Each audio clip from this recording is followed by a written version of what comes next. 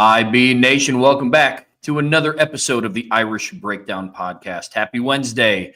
And this Wednesday in the offseason means a couple things. One, of course, we're doing our buy, sell, hold, which we will be getting to after we talk about some recent transfer portal news. Today was the first day that the spring window of the transfer portal has opened.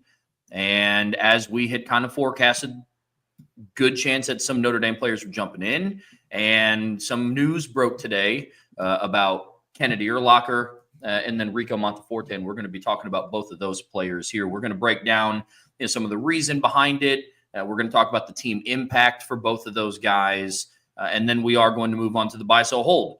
So for those of you who it might be your first buy, sell, hold, that's something that we like to do for our premium message board members. Our guy, Salty Virginia Peanuts, starts a thread, and you guys essentially post a scenario, and Bryan and I will talk through it, we discuss it, and at the end of it, we talk about whether we're going to buy the premise, we're going to sell it if we don't necessarily agree with it, or we're going to put a hold on it if there's some more information that we need to get a question answered. If you didn't get your post on the thread in time, or if you are not a member of the premium message boards, you can always put in a super chat. This isn't a mailbag, so we won't be able to answer all of the questions in the chat. However, if you put in a super chat, we can get your buy, sell, hold answered. But if you want my personal advice, take the money that you are going to use for your super chat and use it to subscribe to the premium message boards. A lot of great content going on over there. And of course, over the next couple of weeks with the transfer portal news and Notre Dame getting into the bulk of its offseason, we're going to have a lot of great content coming out your way. But before we hop into the buy, sell, hold today, Bryan, we're going to talk about Kennedy Urlacher and Rico Montaporte, the two Notre Dame players that have announced that they're entering the transfer portal so far. I'll see Kennedy's the first one, Trev. I texted you and Sean and Vince last night to give you guys a heads up that this was going to happen. I won't say that I knew this was going to happen all along. I didn't know that Kennedy was going to transfer, but it's one of those positions, and there's several other on the team where you're like, I just don't know how you keep all those guys. I don't know how you do. And so, with Kennedy, it's just one of those things where I don't know I think he liked it at Notre Dame, but obviously it's far away from home. There's just a lot of different things, and got a chance to play as a freshman, and then you come in, you get passed up this spring by a classmate of yours, Bronte Johnson. You get passed up by a true freshman in Jadon Blair. And I think Kennedy just looked at the depth chart and said, I could keep battling, and it has no problem competing, but there comes a point in time where the desire to compete has to be weighed against just the reality of the situation and say, look, I don't mind competing, but this is a really insanely deep room. And if I'm going to make this move, I got to make it now. Sean Davis and I were talking about this before the show.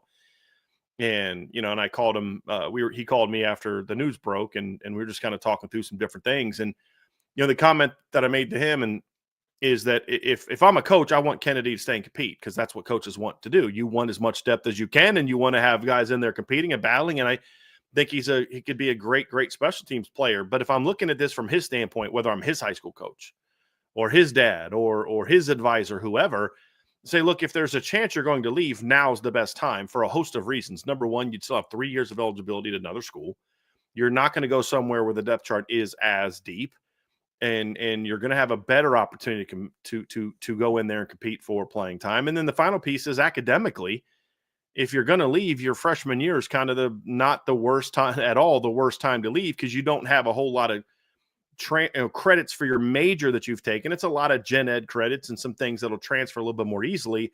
And then the things that don't transfer, you've got now 3 years to kind of make up any lost credits that you have. So academically, I think it makes a lot of sense as well. So I'm not overly surprised that Kennedy was one of the guys that transferred. He also was a little banged up in the spring. We didn't see him a whole lot in the spring game.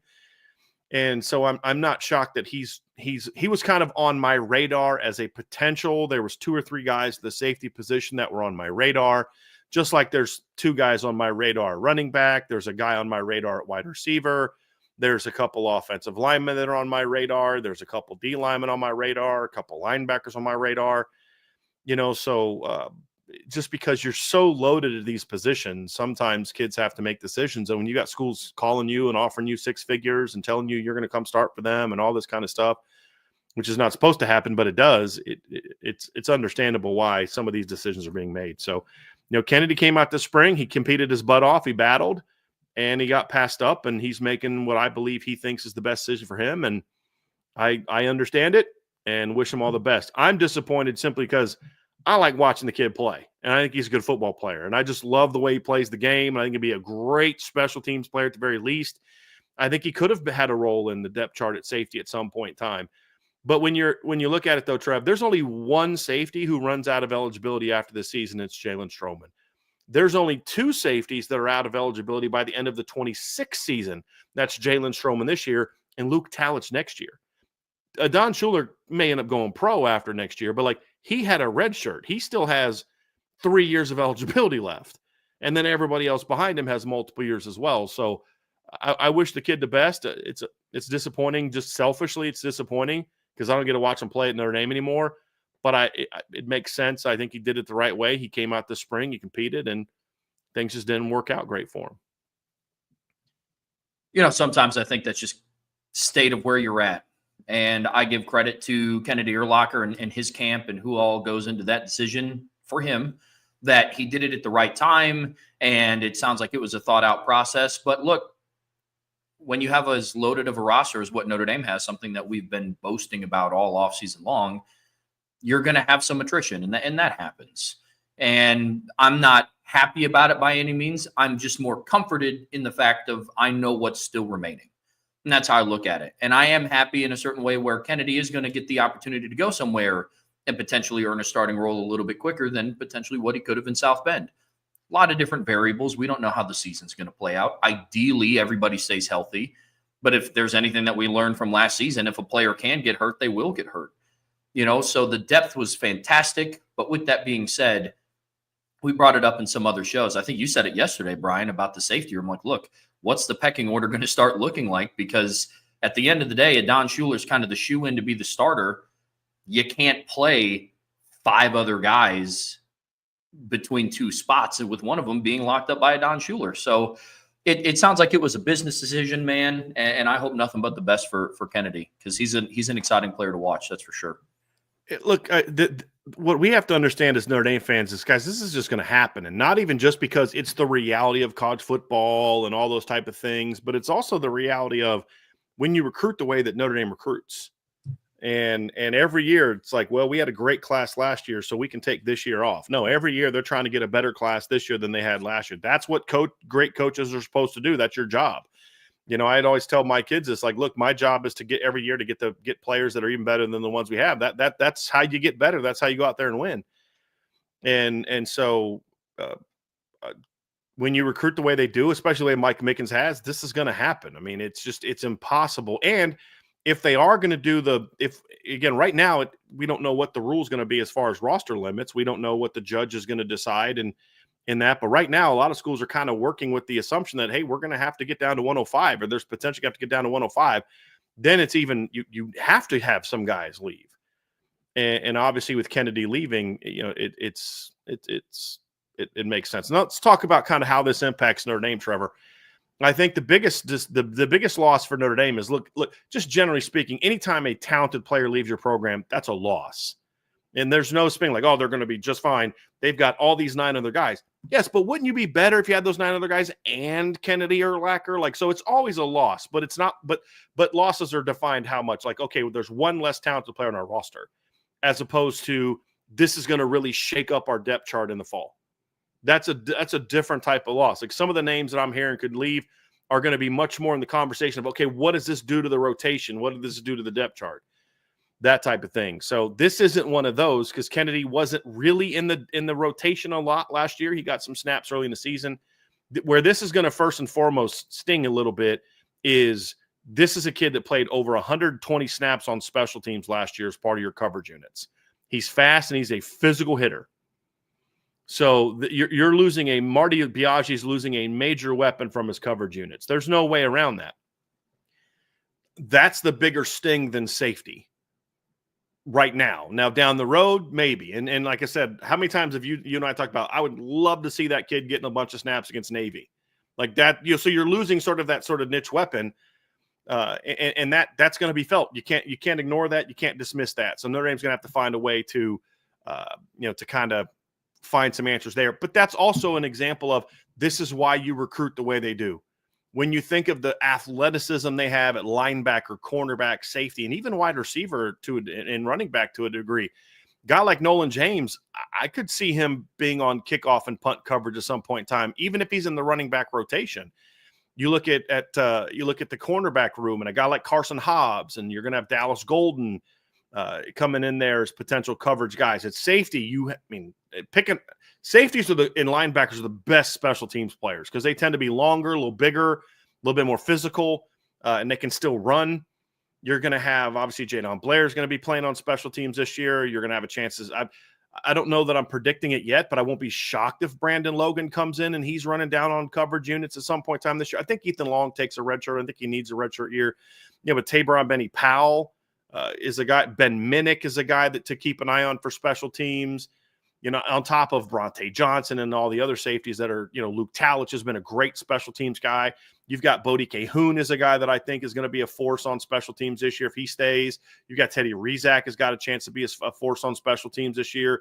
If Preston Zinner stays, he's a guy that could be a force on special teams. So the reality is you have a ton of those body types that can be really good special teams players for you and coverage players. So you're losing a really good one, but that's also a position where I think they're prepared to overcome it. But that's where I think, Trev, you're going to feel it the most is on special teams for Marty Biagi. Yeah, the special teams impact is without a doubt. I couldn't agree more there, and I don't have a whole lot more to add in that sense. The only other thing is obviously the second piece is you are losing a safety who did get some in-game experience last year. Not a ton, wasn't in the game in a bunch of crucial moments, but when you look at the safety room as a whole, as excited as we are about how long and how talented and how athletic they are, realistically, they haven't played that many snaps. And you did just lose some more snaps of in-game experience from a kid like Kennedy Urlacher. And so I'm not saying that's as big of an impact if, when Adon left, it's nothing like that. But, it is some experience. Jadon hasn't taken any snaps in college yet. Tay Johnson has seen very limited action because of his injury last season, and he was playing multiple positions towards the end of the year. And Luke Talich probably, I think, played more snaps than what Kennedy did on true defensive snaps. But if it is, I don't think it was by a crazy amount. So you are losing a little bit of experience, nothing to write home about. But it's one of those, like we talked about, you never want to see a talented player leave, but special teams is definitely where that impact is going to be felt the most. But to your point, that's why Notre Dame recruits the way that they do. And we didn't even talk about Dallas Golden or Mark Zachary coming in as well, who could be forces on special teams as well. So they're still in a good spot. It's not a sky is falling type of scenario, but, it's tough to see talented players leave. But why is he leaving? He's not leaving if he's the number 2 or number 3 or number 4 safety. And this ultimately is what factors into it of why this is a loss that you say, that's a bummer, would have loved to have him, but let's move forward and they're going to be fine. And I don't say that as I hate when kids leave and people say, well, it doesn't matter. They've got all these other guys or, it's not a loss. Like, no, that it's a loss because he's talented. And what if A, B, C, and D happens and you never know. But at the end of the day, you can also say, didn't want to see him go, would have loved to see him stay. But the reality of the room is you're loaded there. And the reality of his situation is Bronte had already passed you up at safety and Jadon Blair had already passed you up at safety. That's a guy in your grade who's actually has more eligibility than you have because Bronte redshirted last year. Kennedy did not. And a guy that's a true freshman have already passed you up on top of you were already behind Luke Talich, Adon Schuler, and you were going to be behind Jalen Stroman. So right now you were at best the 6th safety in the rotation. He saw that, and that factored into his decision to leave. So, yeah, you hate to see a good player go, but when we look at how this impacts Notre Dame, the reality is on defense, it doesn't impact them at all because right now he was not part of the plans. Now, could that have changed down the road? Sure, of course it could have. But he just wasn't, as of right now, was getting passed up. He would have been a niche player this year if he played. He's improved in coverage, there's no doubt, but he's still a work in progress in coverage compared to the other guys who are already significantly better in coverage. And that's really where where he's at. And I want to bring up a buy sell hold now that's in there that we won't bring up during the show because it's related to this, and I just thought it would be more appropriate to address it now. But there was a buy sell hold in there from, let me pull it up real quick because I want to get the name of the gentleman right. Stray Dog of ND. He said buy sell hold Kennedy Urlacher can start at most Power 4 conferences. Absolutely, he's a Power 4 football player. Like, there's no doubt about that. There's nothing that I've seen from Kennedy Urlacher that makes me doubt that he could be the player that I thought he could have been coming out of high school. And nobody thought he was going to come in and be that dude in year one. We thought he could be a special teams guy in year one. But as a safety, he needed time.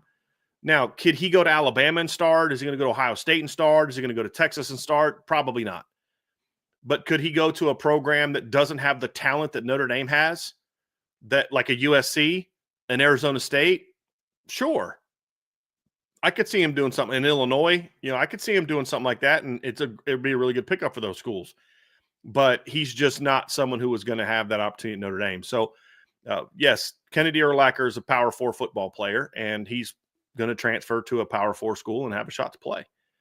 So, insured by Big, we need safeties. I don't know if he wants to go there, buddy. I think he's probably either going to go stay in Illinois or head back at West is where I expect him to go. So he had a do not tag move on there. So I think he already kind of has an idea of where he's going. I have a couple ideas of where he's going as well. But I'll let him kind of announce that himself. But yeah, so that's where it's at. So it's disappointing, but it's also expected. There will be others that are going to be like this, guys that maybe we have talked about. So you guys understand how we work. I've said this before. I do the same thing with committing. This is Kennedy's moment. I could have put something out last night. Didn't do it. Why? Because that's not my story to tell. And so I got word of it last night, reached out to a couple sources, and then they confirmed that it was happening. They confirmed that it was his choice. This is also not a situation where Notre Dame forced him out. This is not one of those either. This was his decision.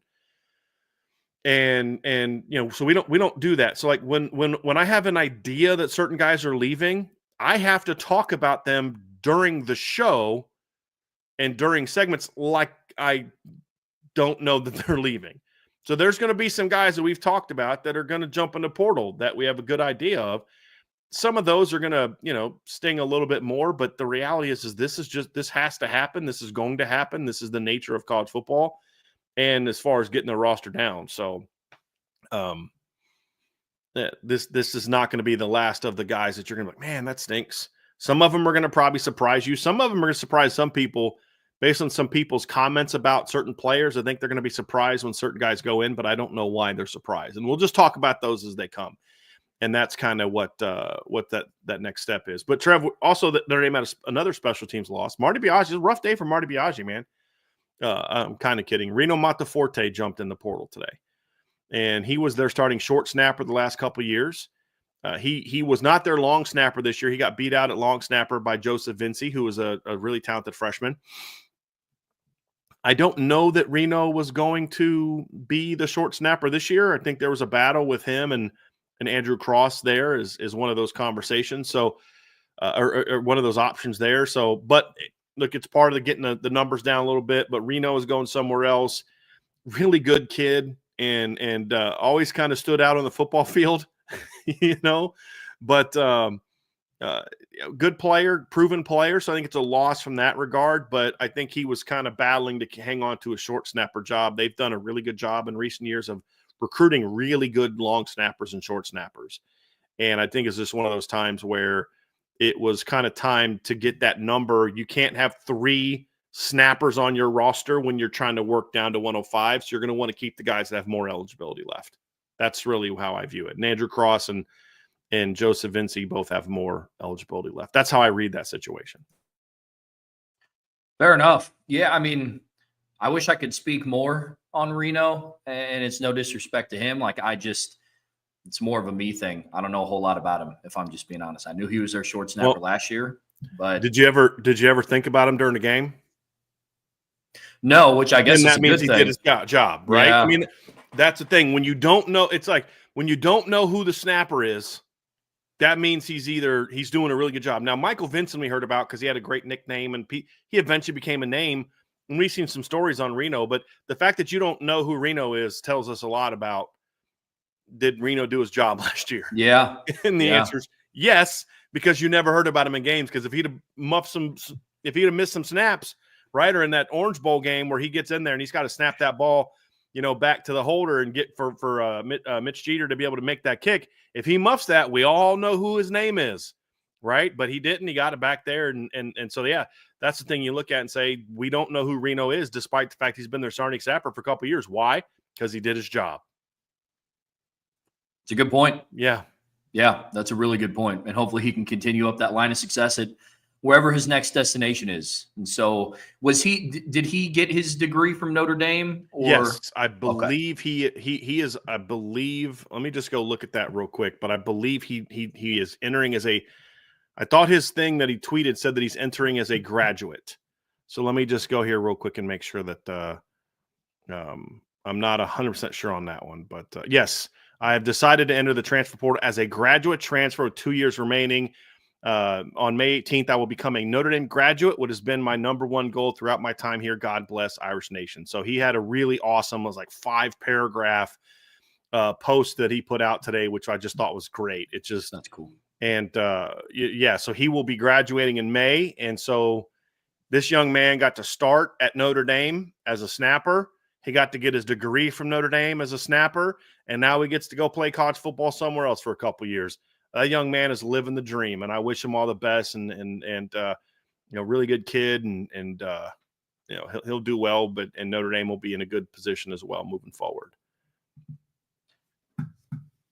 Well, all right, Bryan. I think as of right now, obviously news can continue to break. Yeah. But I don't know that anything's going to happen while we're in the show. But we're at the point now where it's just kind of like. Stuff's just kind of going to start coming out. So if something comes out during the show, we'll address it during the show, and we'll kind of dive into it then. But as of right now, I think we can wrap up with that. Let me just do one quick check, Trev. Like I said, there's a couple, but the other thing too is players have until the 20. So the portal opened today, but it doesn't. It doesn't close until the 25th. So Notre Dame has a couple more practices left. So there's a chance that some guys are kind of still waiting to have their conversations with coaches before they're going to jump in. And those conversations haven't all happened yet because there's still some practices left and there's still some positions where, decisions haven't necessarily been made. So that's going to factor into it as well. Not every decision is going to happen today. So just keep that in mind. Makes sense. Well, all right, folks. That's going to do it for our recap of some of the Notre Dame players that entered the transfer portal. But obviously, do not go anywhere because it is still Wednesday, and we do still have a buy, sell, hold coming up. You guys know what to do in the meantime. There's over 450 wonderful people in the chat right now, so be sure to hit that like button and that subscribe button so you know whenever we go live. And all of the important intel over the next 9 days about transfer portal and impact on the team and where does Notre Dame go from here, you can find all of that intel on the premium message boards at boards.irishbreakdown.com. All right, Bryan, it's buy, sell, hold time, man. And it's one of the favorite segments that we do here. I enjoy it every single week because everybody in the premium message boards, they bring it. And before the show, I saw that we had like 3 pages worth on the thread of some good buy, sell, hold submissions. So I'm excited to jump into it today, man. Yeah, we've got, a ton of them today. So what's funny, Trev, is I kind of took my shower and I was getting some work done earlier today. And then I was like, okay, I could take my shower at like noon and I'm going to jump in there. And usually takes like about 30 minutes or so to put all the cards I got in there. It's like 3 pages long. I'm like, oh my goodness. And then I open it up and there's like a bunch of like 4 or 5 submissions. And I'm like, all right, this is going to be a lot. So I was kind of scrambling. That's why we got off to a little bit of a late start. Cause I'm like, dude, I'm kind of still. And then of course I'm on phones trying to, deal with all this portal stuff and I'm digging this and I'm like, dude, so I didn't get actually the last couple of questions done until you were doing the intro into the portal conversation. Because there's so many. So I was like, yeah, this is going to be a long day. It's going to be a very long day, but it's going to be fun. A lot of great submissions. And as I said earlier, if there is some news that breaks during the show, then we'll get there. I would just also encourage people, stop worrying about players transferring. If you don't know that a guy's leaving, then don't stress about it until you hear that he is. Because if he doesn't leave, then you just wasted time. You just wasted negative energy on a guy who didn't ever ultimately leave. So just let it play out. Just let it play out. No need to stress about stuff. But I'm ready to roll, Trev. Let's do it. Kicking us off, as always, is our guy, Salty Virginia Peanuts. Buy, sell, hold. Notre Dame's recruiting operation, built for the current realities in college football, will be a step forward for the Irish. Recent deficits on the D-line and wide receiver recruiting will no longer be an issue, starting with the currently recruited class, and will lay the foundation for Notre Dame's status as a perennial national championship contender. I buy that. I would say that I think some of the things that we keep talking about on the D-line, I just still find a little puzzling. Like, I have been critical of Al Washington with individual recruitments. I didn't like the Marco Jones one last year. I didn't like how the Justin Scott thing went down. I wasn't upset they ultimately lost him because I don't know that he was going to fit at Notre Dame, but it was more of the process. But those criticisms have turned into where now he just gets hammered for everything. And we keep talking about how deep the D tackle room is and how deep the defensive end position is and how good we think those positions can be.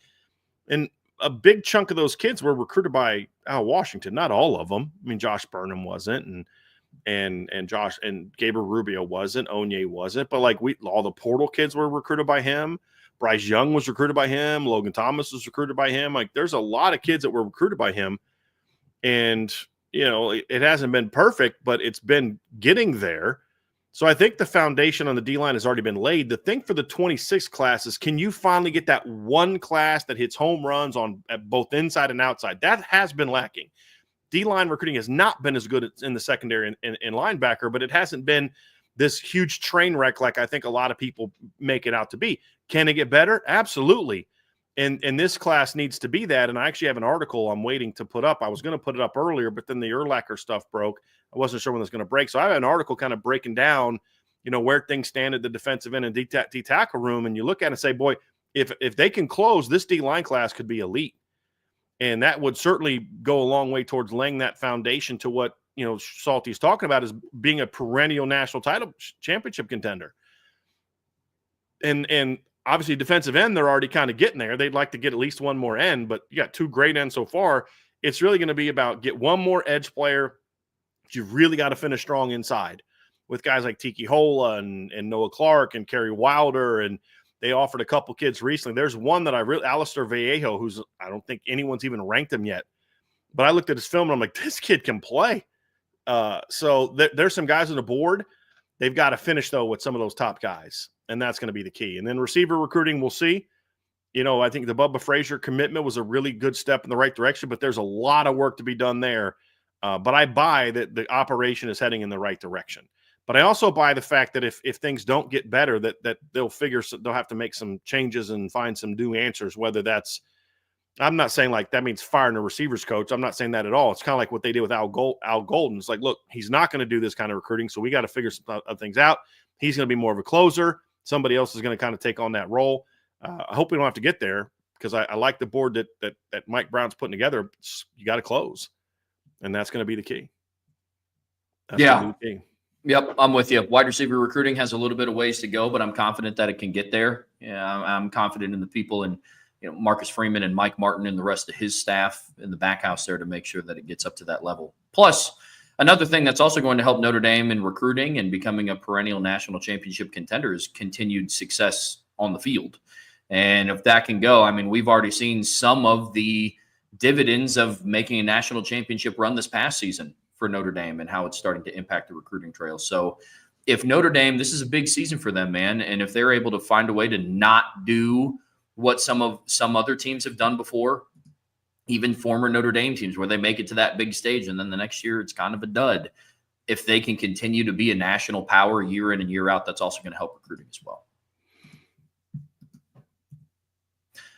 Buy, sell, hold from Law Dog. Jalen Sneed can have a Jalen Smith season. Sell. I don't. Notre Dame doesn't have a linebacker on their roster that can have a Jalen Smith type season, in my opinion. And I'm not even looking at, well, I shouldn't say that. I think there's some guys can statistically have that, but I don't think they have anyone on the roster that can do what he did. Jalen Smith was a special talent.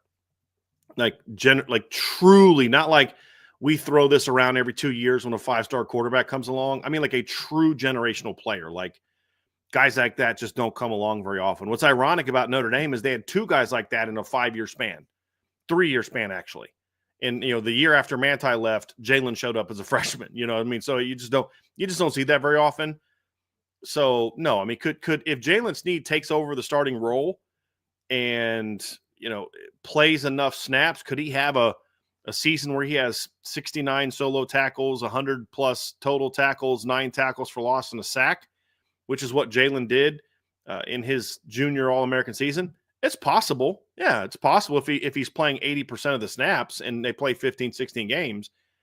But I don't know if it won't be the same impact, and that's not a knock on Jalen Sneed, because as much as I love Drake Bowen and Jalen Sneed and Kingston and all, they're not Jalen Smith. At least and they're not even close to that yet. Now, could they eventually get there? Sure, I guess. But it's like saying, like, look, I think Charles Jagasaw could be an elite guard. I think he could end up someday being the best guard in the country. Still doesn't mean he's Quentin Nelson. It's like, I think Ashton Genty was a phenomenal player. He's not Barry Sanders. That's okay. It doesn't take away from how good he is.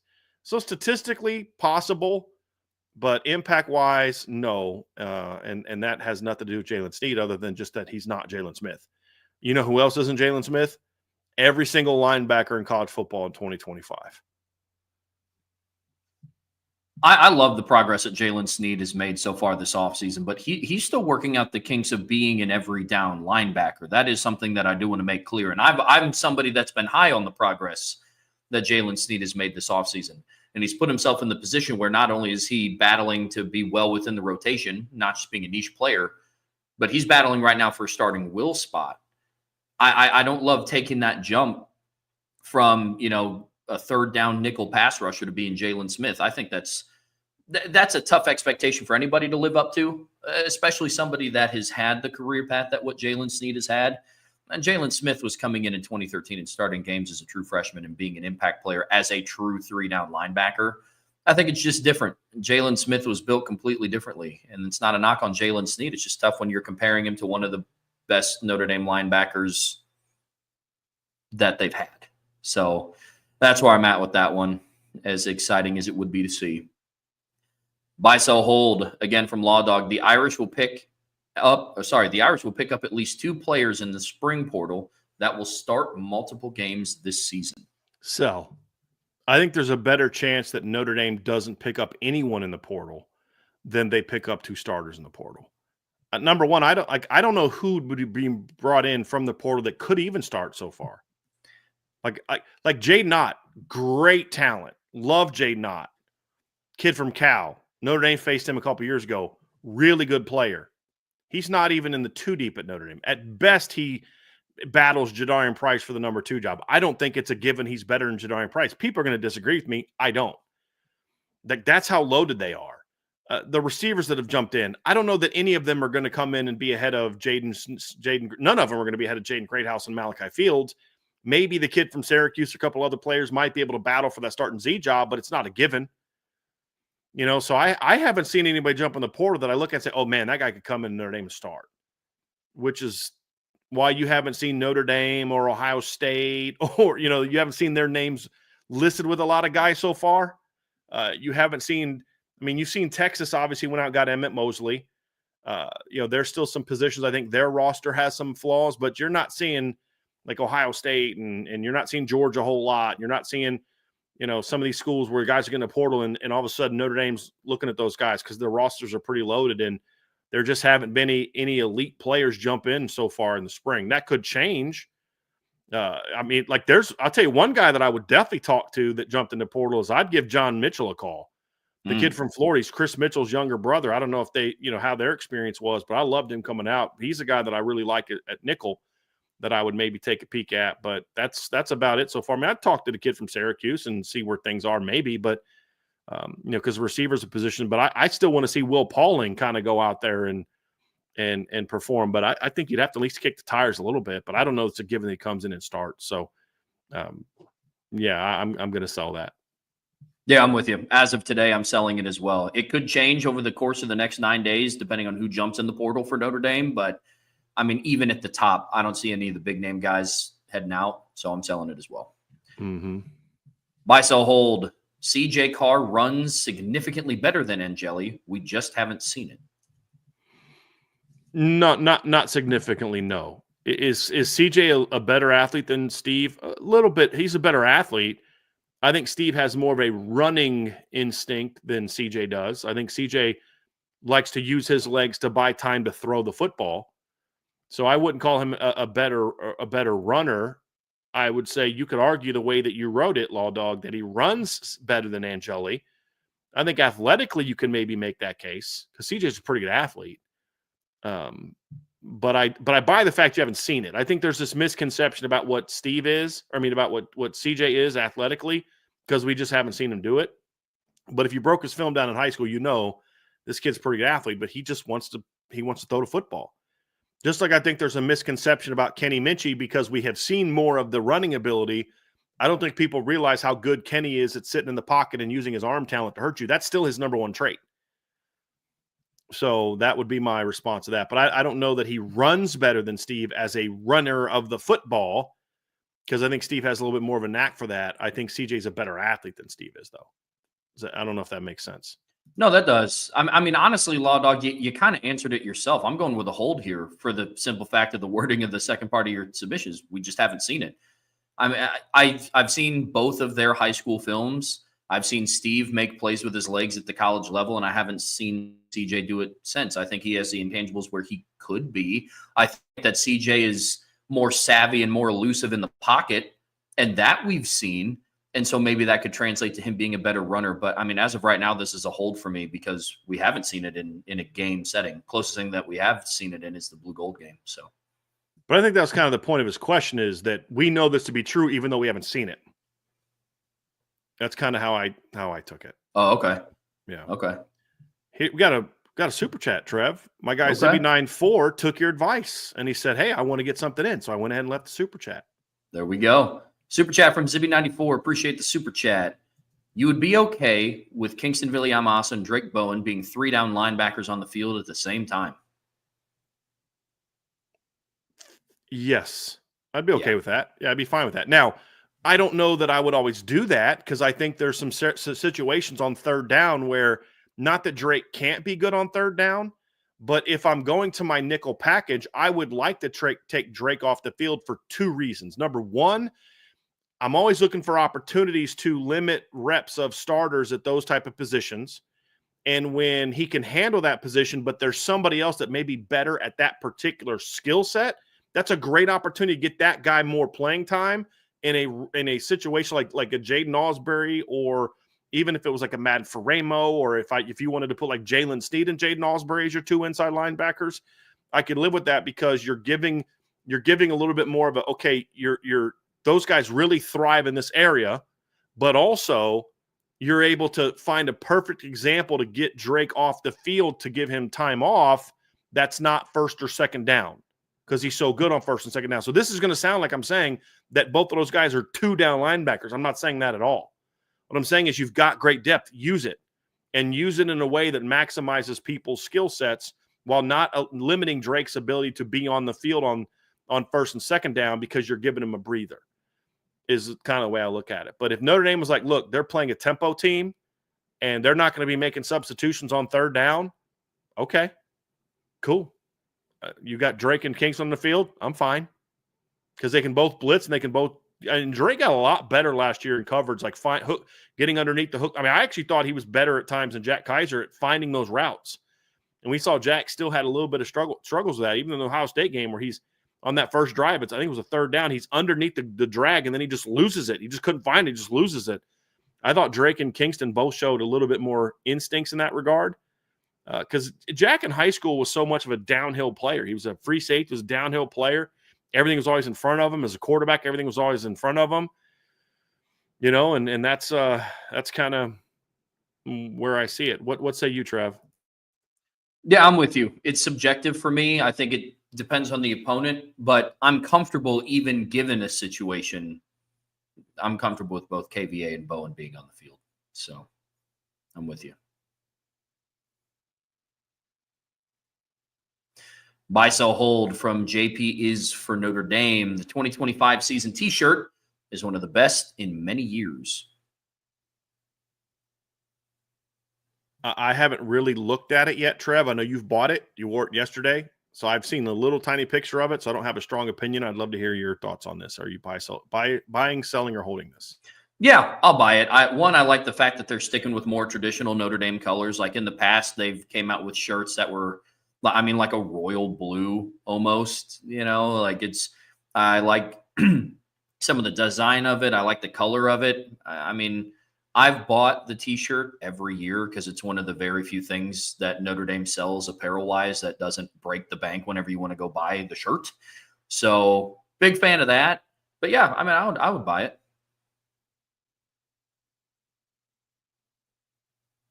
Buy, sell, hold from BJam and 41. Marcus Freeman and his coaches have a pretty good idea right now who they will pick as the starting quarterback. Sell. I wouldn't say pretty good idea is a little strong. I think that there is a pecking order, but I think I think it's a little closer than people think. Look, and I think CJ was the best quarterback on Saturday. I think CJ, from things that I've heard from sources, has been the most steady through spring. But the thing that you have to understand that's really attractive about Kenny, from talking to different sources, when Kenny's on, he is really on. And so I think this battle is a lot closer than people think between those two. I don't think the coaches are just in their minds, they know CJ's going to be the guy. I don't believe that to be true. I do think, my opinion, that right now I do believe CJ is ahead of Kenny slightly as far as evaluating their performance. Now, during the spring, it was Steve 1, Kenny 2, CJ 3, and that's just kind of how it always was. And then they'd rotate them through, and then they'd evaluate their performances within that and then rearrange things coming out of spring. I won't be surprised if coming out of spring, the order is CJ 1, Kenny 2, Steve 3. I just think the 1-2 battle is not over yet. And I think that Kenny is absolutely within striking distance of having a great summer and fall camp of getting on top. I don't think it's the done deal that people think it is. I think if they had to play a game this Saturday, they'd be very comfortable with where the order is right now. But that doesn't mean that's where the order is going to stay. It's close enough to where if Kenny goes out there and does what I think we all think he's capable of, he could certainly go out there this fall in fall camp and win that job. Of course, CJ could also improve in summer and fall camp and be even better. And again, I've made my opinion clear. I'm not backing down from it. There's nothing I've seen to see it. I still think CJ Carr's the best quarterback on this roster, but I think the battle is very close, very close. And Kenny is absolutely within striking distance of doing this. Yeah, I'm with you. I think Kenny's very close. I do think that it is CJ Carr's job to lose as of today. With that being said, I don't think that the battle's over because of the things that have to go down in summer and in fall camp. So because of that premise, like I want to buy it, not with a lot of conviction, but at the end of the day, I think I'm going to have to sell this because I think if Marcus Freeman, what I've learned about him as a head coach the last couple of years, that if he has a pretty good idea of the direction he wants to take the team, I think he just takes the team in that direction. So if a starter truly hasn't been named, I think it is still up in the air to the points that Brian was talking about. So ultimately, I'll sell it. Another buy, sell, hold from BJam and 41. Notre Dame will have a wide receiver with 1,000 yards, a running back with 1,000 yards, a quarterback with 3,000 passing yards, a player with 100 tackles, a player with 4 interceptions, and a player with 10 sacks. Holy moly. Okay, I love all this. They will have a receiver with 1,000 yards. I'm going to buy this with the premise of it being for the entire season. If it's in the regular season, I'm going to say no. I'm going to sell it because I think the ball is just going to get spread around too much between Malachi Fields and Jaden Greathouse and Eli Raritan and Jordan Faison and Will Pauling and the other receivers. I also think, as we saw in the spring game, the running backs are going to be more involved in this thing too. But if they get to 15, 16 games Like if Malachi Fields just repeats what he did last year, he's at 1,000 yards by the time they get to the semifinal championship game. So, that's kind of how I see it. So I'm going to buy that, but I'm probably have that with the least conviction of all these is that one. Just because I think the ball is going to get spread around a lot. Running back with 1,000 yards, that's an easy one. I think there's a chance, Trev. I think I was talking about this with Sean earlier. We were talking about the running back room and Jadarian Price's future, just kind of not transfer wise, just overall talking about it. And I said, I mean, gosh, would it shock me if by the time we get to the national championship game or the national semifinals last year that Jadarian's creeping up on 1,000 yards? Wouldn't shock me at all to have two running backs there, because you've got over 900 yards you've got to disperse from what Riley Leonard had last year. And I don't think the majority of that's going to go to a quarterback. I think some of that's going to go to throwing yards, but I think the throwing yards are going to come from just more yards. They only had 399 yards per game last year. I think they're going to average at least 430 this year, at least. And so there's just going to be 30 yards. You're just tapping on to that's over the course of a regular season. That's what, 360 total yards, right? I mean, so I think a lot of that goes into the pass game, but I think some of it will go to the pass game, but other parts of it, I think, are just going to go to the other running backs. I think Jeremiah Love gets a chunk of that. I think Jadarian's going to get a chunk of that. He only needs 250 of that to be at 1,000 from last year. It doesn't even need, barely 25% of Riley's yards, and he's at 1,000. So I think there's a better chance they get two running backs than none with 1,000 yards. A quarterback with 3,000 yards, buy. Again, I think they're going to play 14, 15, 16 games again this year. Player with 100 tackles. That's probably my second one of my second least convicted one, just because of the rotation they're going to use. But I do think I think Drake Bowen gets to 100 tackles this year. I could easily see that. Player with 4 INTs, buy that, and a player with 10 sacks. That's I'm selling that. I'm going to sell that one just because I think we're going to see Boubacar, somebody with 8 or 9, and then another guy with 8 or 9 or 7 or 8. I think the fact that you're going to have Bryce Young and Boubacar and Burnham and Batelho and all these guys, that it's going to somewhat limit one guy from going off. And I also don't know that we're going to get 100% rocking and rolling Boubacar to middle of the year, which is going to limit that a little bit too. So I'm going to sell that one. I don't sell it with conviction, but I'm going to sell that one. Yeah, the only ones I'll touch on are the ones that I have a different answer on with you. I'm going to sell the receiver one for 1,000 yards, and it's not because I don't think that none of the receivers have a capability of doing it, but I think you're going to have a quarterback under center that's going to be really good distributing the ball amongst other receivers. I think it'll be a scenario where you're going to have multiple receivers, probably 2 over 800 yards. I think you could have a receiver over 500 yards, a receiver or tight end. You're going to have a lot of receivers over the 300-400 yard mark. So it's not because I don't think Malachi Fields or Jaden Greathouse can't reach 1,000. I just think that there's going to be more distribution of the ball. And I do believe that Notre Dame has a really good chance of having 2 running backs of over 1,000 yards. I'm not saying that it's impossible. It's definitely possible. But, I mean, we're talking about a really high-octane offense. If Notre Dame has 2 running backs over 1,000, quarterback over 3,000 yards, and that one I think is one of the easier ones to accept. I mean, Riley Leonard was almost over that, and he didn't pass for over 200 yards his first 6 games, and so he got pretty close to that. But yeah, the receiver one for me, I'm going to sell for now. And then the 100 tackles one, that one's close. Drake last year ended the season with 78. He started all 16 games. I do think that he's a better player than where he was at a year ago. Can that relate to 22 more total tackles? Potentially. That's the one that I'm probably going to buy, but not with a lot of conviction. And I'm on the same page with you on the other ones. They did have a linebacker with 90. And so they got close. And my premise is basically off of they're going to play more games. That's kind of a factor in it. And the other thing too that you look at is are they going to have as many blowouts this year as they had last year? Because if they do, that's going to hurt some of these. Yeah, that's what hurt the tackle numbers. True. Because there were games where just Drake and Jack weren't playing a whole lot in the second half.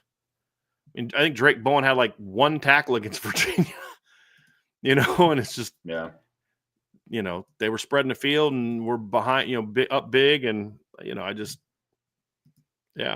think that factored into it a little bit as well. I think played 24 snaps against Virginia.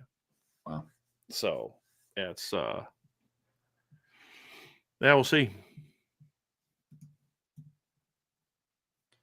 Buy, sell, hold. Tennessee letting Nico go was not only the right thing to do for their program, but it was also a good thing for all of college football. The college game needs more cautionary tales in this NIL era of players and parents being selfish and it not working out for them in the end. I'm going to sell this. And the reason I'm going to sell this is because I think you're doing this thing, my guy, where you're making this all about Nico and his family. And I think that's misguided and incorrect. You know why Nico thought he could go ask for $4 million? Because he got them to pay him over $2 million a year, having done nothing. As a high school recruit, he got them to commit to over $2 million a year to pay him. Why is he just his family? Now, did they misjudge it? Yes, they misjudged it. But why would he not think he could go get $4 million after leading them to the college football playoffs this past year? Now, do I like the way that Nico went about it? No, that's my biggest issue with this whole thing, Trevor, is how they went about it. I think it was ridiculous how they went about it. Threatening to hold out and all this other nonsense. Like, dude, go to practice. Like, the dumbest thing they did, if they were smart and they wanted this money and they were really going to threaten a transfer, how they went about it was the dumbest thing they did, because they lost a PR war. Because of comments like this shows they lost a PR war. And I'm not coming down on you. I get where you're coming from. If they would have said, hey, listen, this is what we're trying to do, and we're not threatening you. And then after the spring game, then you sit down, you have a come to Jesus conversation with him. You've been able to kind of see what market is out there for him. And if there is someone willing to pay that, then you jump in the portal. If not, you stay at Tennessee. They overplayed their hand with the whole kind of threat type of deal. And I think Tennessee had no choice. But Sean Davis sent me a thing the other day where there's a report that it was the players that told the coaches they didn't want him back after he missed practice or after the whole thing came out. And I don't know how true that is. There's all types of stuff flying around. But Tennessee is not some hero in this story. They're a villain in this story as well, because they created this monster by paying him the money they paid him as an unproven, raw, needs a lot of work high school player, by then having their attorney general sue the NCAA when they wanted to look into improprieties in his recruitment. And then now they want to play the victim and the hero of the situation. Screw that. They're just as big of the problem as Nico is. Nico and his family handled this horribly. They should be ashamed of themselves how they handled that. But are we surprised that this is also the same family whose younger brother was committed to UCLA forever and then just last second flips to Arkansas and signs with Arkansas? Bet you wish you didn't do that right about now, since UCLA is one of the few schools that actually needs a quarterback, and UCLA is like, we're not paying you more money. You think UCLA would be as anti-paying Nico had his brother not screwed them over the way that they had? Tennessee is not the hero in this story. There are no heroes in this story. This is one of those dark movies you watch, Trev, where at the end you're just like, God, they were all terrible. It's like, that's how I felt when I watched, you ever watch the movie The Warriors back in the day? It's like they were kind of the good guys, but they weren't really good guys. They were also bad guys, just not as bad as the other guy. Just there are no heroes in this story. What Tennessee did is not good for college football, because they're the ones that put us in the situation where this was even a possibility. So no, this is not just about a cautionary tale of parents and players. This is a cautionary tale to schools to say, hey, maybe you shouldn't pay $2 million a year to an unproven high school player who only picked you because he was getting the biggest bag. Everybody knew that in high school. Everybody knew that. And so maybe you don't do that. Maybe you don't go for that 5-star talent who you can only get by giving him the most money, and then play victim when he wants more money after leading into the playoff. Right? You're all losers in this situation, Trev. They're all losers. College football is a loser in this whole situation. Tennessee is a loser in this whole situation because of how they conducted themselves. Plus, they just lost a starting quarterback. There are no lessons to learn from this. because you don't get to play the victim now. I would have had respect for you when he came to you, if Josh Pate is correct, and he came to you before the playoffs and threatened you then, I'd had respect for them after that game. They told him to take a hike. Then I would have had respect for you. Because you're like, no, you're not going to threaten us to sit out a bowl. Like, you're not a guy we're going to win with. And then go to the portal and get one of the kids who was in the portal, or sign a kid or do something else. But no, they are part of the problem. They're just as much a part of the problem. It's just that now Nico's poor actions and his family's poor actions are now more in the spotlight. But Tennessee's the root cause of all this specific relationship. And then, of course, the NCAA and all the crap they do to got us here. So, no, I'm selling this. They were right to let him go, but this is not a good thing for college football. Because I'm going to repeat what, again, I said on Monday. If Nico would have passed for 4,000 yards and 40 touchdowns this past season, they flat out would have given him whatever he asked for.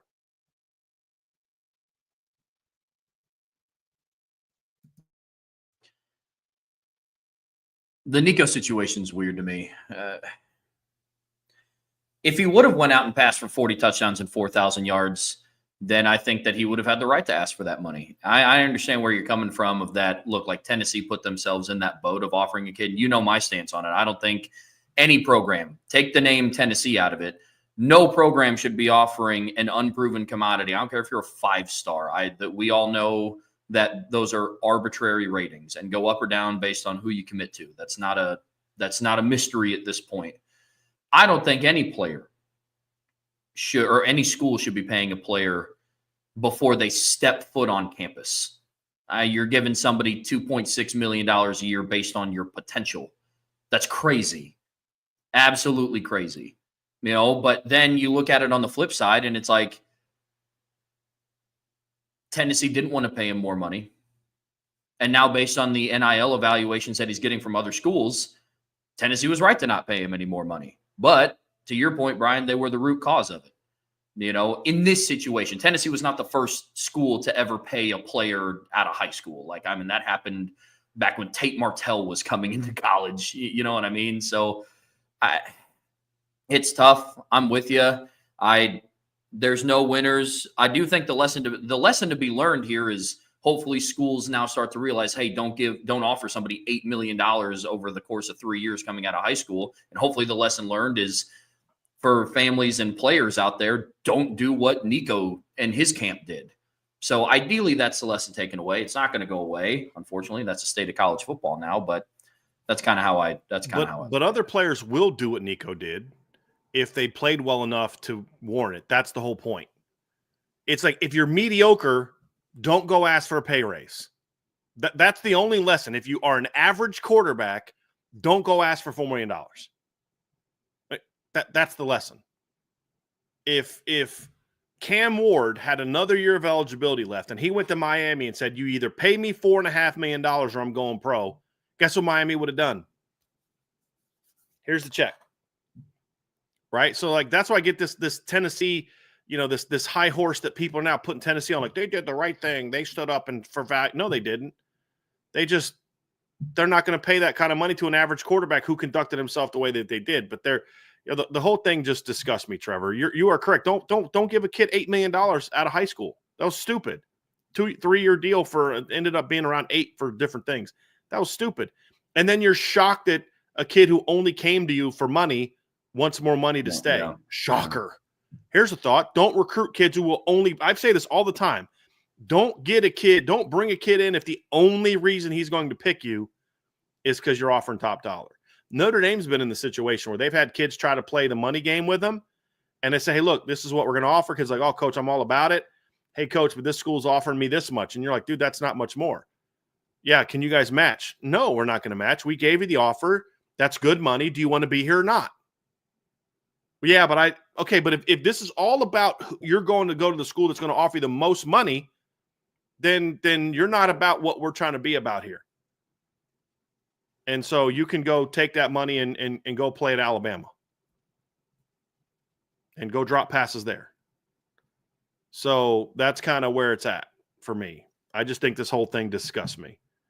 But to try to act like Tennessee some sort of not you, Trev, because you're not doing that, but to act like the media is, that Tennessee's some sort of hero in the story, just makes me want to barf. Yeah. Buy, sell, hold. Now that Notre Dame serves beer in the stadium, it should only be green beer like the beer served in bars around the world on St. Patrick's Day. You got an answer for that one, Trev? I mean, I'll sell it. I don't think it has to be green. I would just like for it to be under, the $25 I know that they're going to charge for it. But, Is that just a dye? Is that how they get it green, or is there a type of process? No, they just dye it. Yeah, you can go to any bar on St. Patrick's Day and order like a Coors Light and it'll come out green. Yeah. Okay.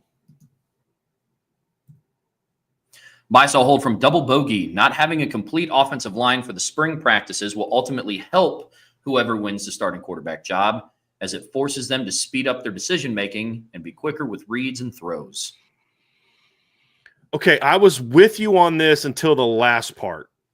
I think that and I've made this case before, I'm buying that not having the complete offensive line is a positive for the quarterbacks. They've had to handle playing with pressure. They've had to handle throwing with somebody in their face. At times, you've got to speed up your decision-making.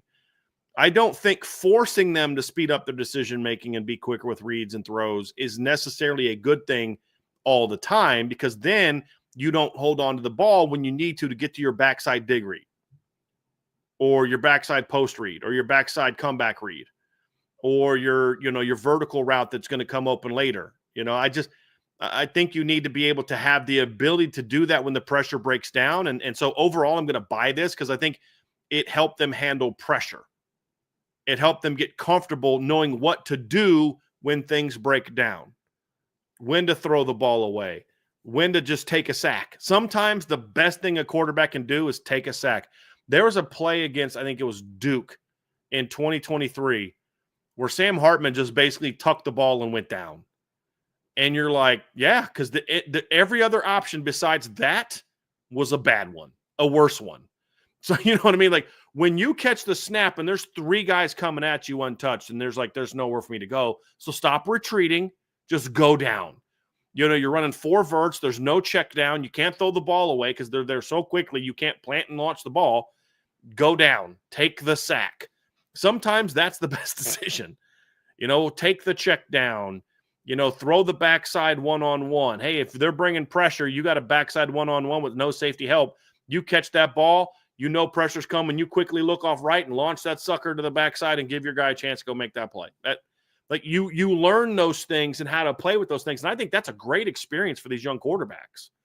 But I don't want it to be so bad that their internal clock is just immediately like on the Micro Machines dude level. You just don't want that.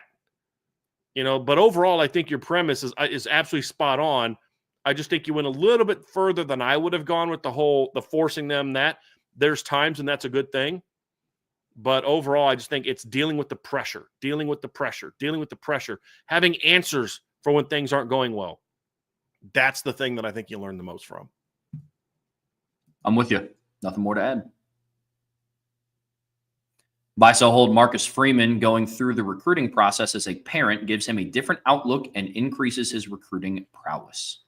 I'm going to sell that. I love where your head's at, but I think Marcus Freeman going through this process as a player is way more has already done that. I mean, Marcus Freeman was in one of the early Army All-American Bowls. He was a top 100 recruit. He was recruited by big-time programs. I think that's more impactful for him. I don't know that he's going to learn any new lessons. And wrestling recruiting is a whole lot different animal than what Notre Dame football's doing.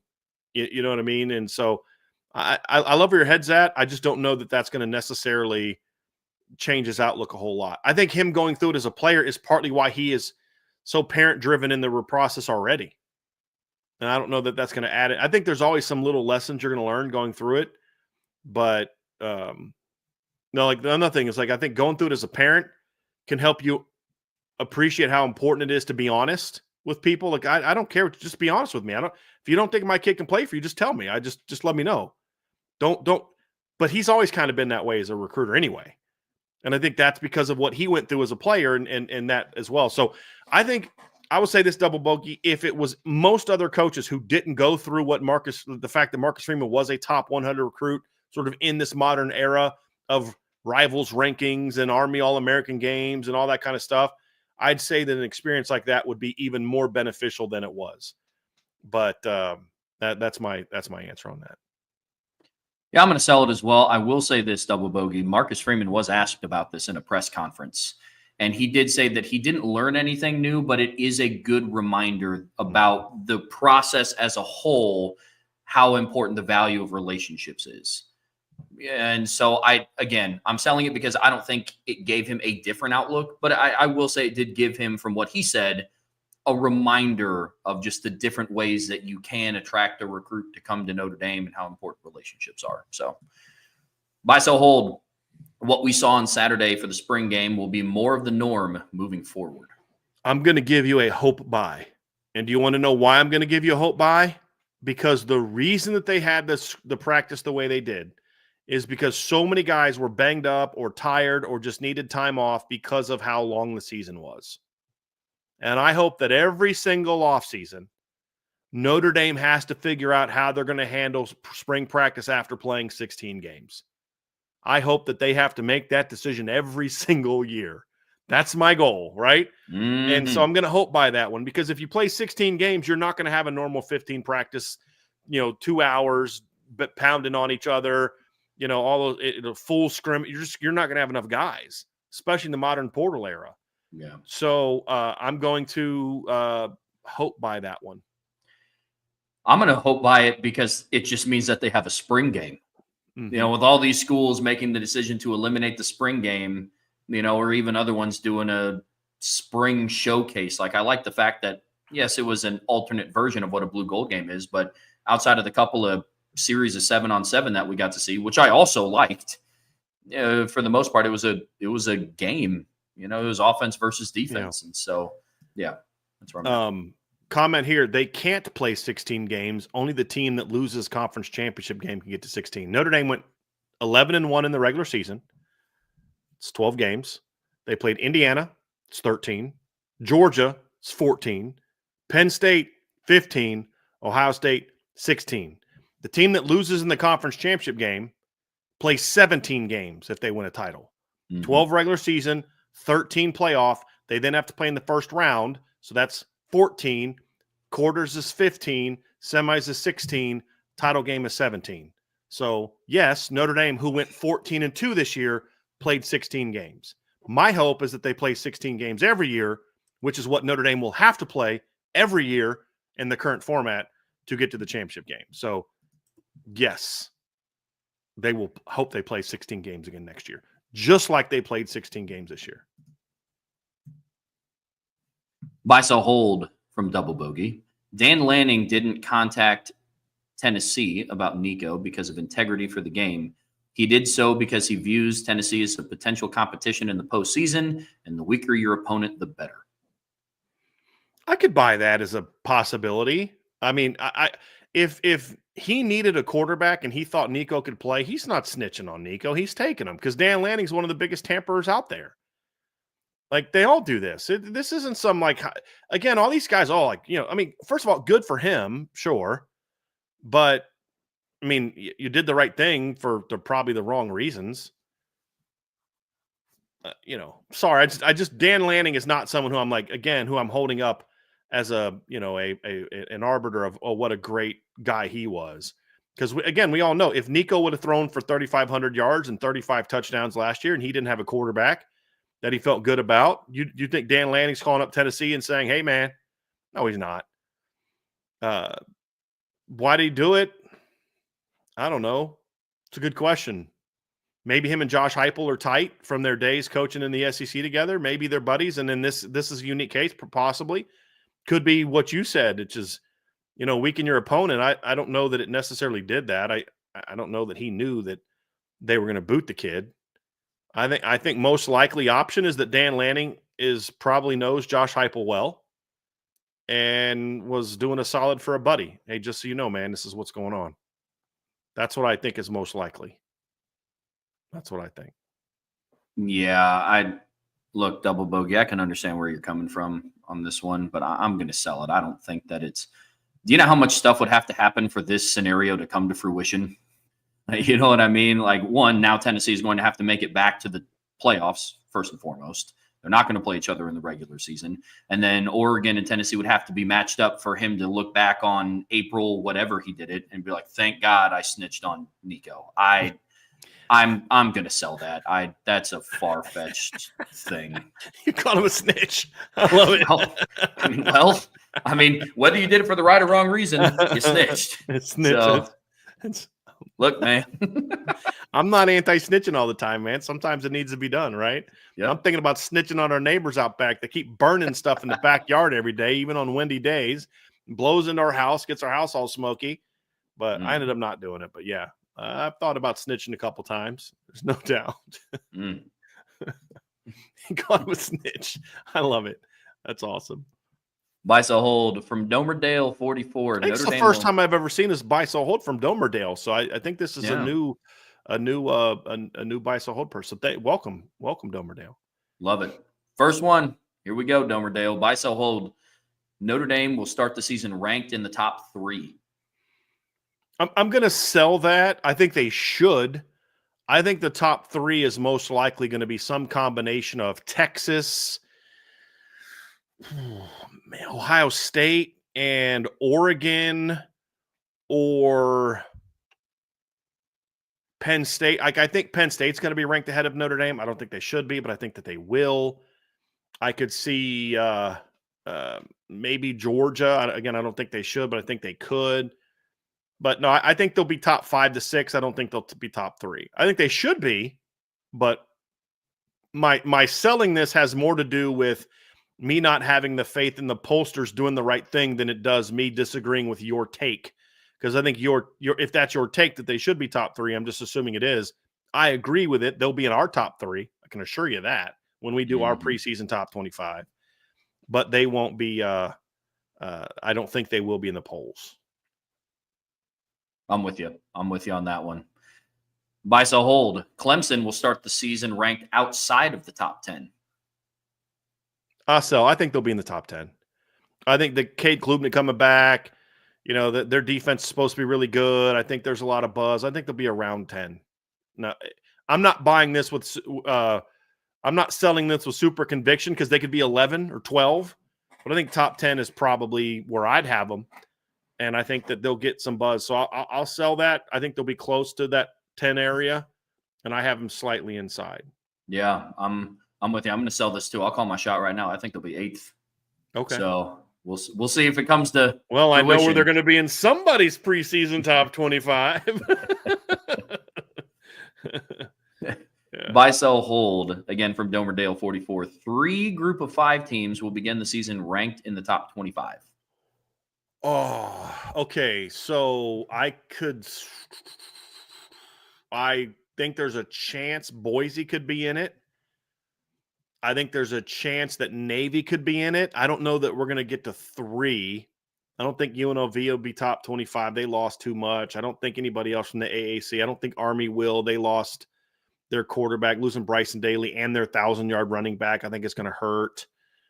I don't think like anyone from the Sun Belt Conference. Yeah, I'm going to sell that. I think there's no more than 2. I don't think Liberty is going to be in the top 25. They lost their quarterback to Colorado. They didn't have a great finish to the year last year. Yeah. I'm going to go sell. I think it's going to be 2. Yeah, I'm going to sell. I think I'm going to be 2. It's going to be 2. Yeah, the only other one that I could see maybe is if Memphis sneaks in at like a 25, but then it'd be a question of like, okay, well then where do you put Navy and Boise State? I don't know if they would be. Did you say Memphis? Yeah, I don't know maybe where they could be. I got to go look and see who Memphis got at quarterback. Let me look at this real quick because I know they lost the Hannigan kid, which I think could hurt their a little bit. But let me go see if they've got a portal quarterback this year. They got Brandon Lewis, who transferred in from Nevada. Doesn't blow me away. He transferred from Nevada. He had 2,200 yards last year passing, 16 touchdowns, 7 picks. They got the Antoine Hill coming in, but he's not ready to play as a freshman. So, yeah, losing Seth Hannigan could hurt them a little bit. Yeah. They got some good transfer. I mean, they got some good players coming in. some good players transferred in. They got Rashad Amos at running back. That's a good pickup. Their whole defense is being made over. So they're one of those tough teams. So I think Memphis could jump into the top 25. I don't know that they'll start based on all the turnover, but yeah, I mean, there's a couple teams, Trev, that I think could be in the conversation. The thing that hurts the group of 5 too is you've had some teams leave, like SMU was really rolling in the group of 5. Cincinnati's no longer in the group of 5. They're now in the Big 12. BYU's no longer a group of 5 team. They're in the Big 12. So some of those teams that were always in contention are no longer in it. And I think that could hurt a little bit as well. I'm with you. Buy, sell, hold from BK's last brain cell. Joe Rudolph's tenure will be remembered for putting a good amount of offensive linemen in the NFL, but will also be a what if, what could have been in regards to position moves and decisions made with guys like Knapp, Pendleton, Jagsaw, Absher, and Lambert. I'm going to hope sell this one, Trev. I don't know that I've ever done a hope sell. The reason I'm going to do hope sell, because, I mean, this is a fair thing to say. This is a fair question to raise. Is he going to ever truly put the best 5 together in the right spots? I mean, the next time he does that to start a season will be the first time he does that to start a season. And that's not just based on my opinion. That's based on when things change because of injuries and the lineups we thought that more resembled what they should have been were on the field. They played better. And it's just the way that it's worked out. But I also think, I'm also hopeful that he kind of, now that he's with players more and he's got 3 years, 2 years in the past with them, and it's more of his own recruits are now coming in. So it's not like, my guys versus Harry's guys or Quinn's guys and all that other nonsense. Unfortunately, I do think Joe Rudolph has a little bit of that. Not that it's like, that's Harry's guy, but more so like, I recruited this guy, I evaluated this guy, I know what this guy can do kind of thing. And I think it's more about that. When it gets to the point where it's all his guys, I think you'll then see him make more decisions that are probably a little bit more sound, and that's maybe wishful thinking. But that's so I'm going to hope sell this one.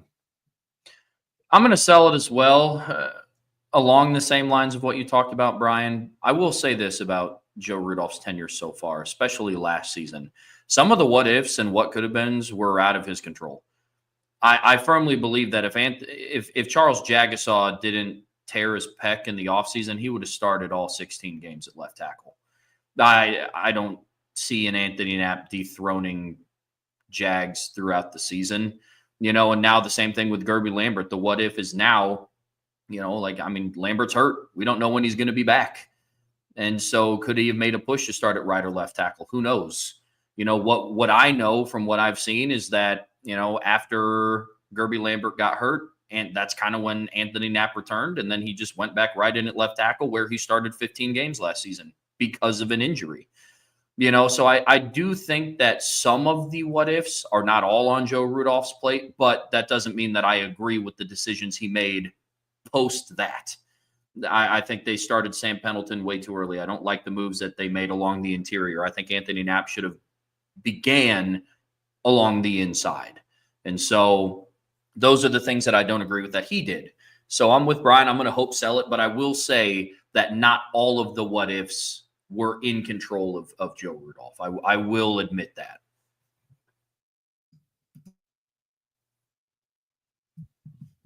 Trevor's being extra positive today.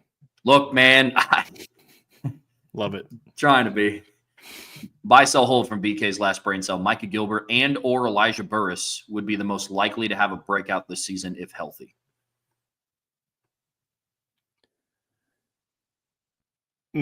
Sell. I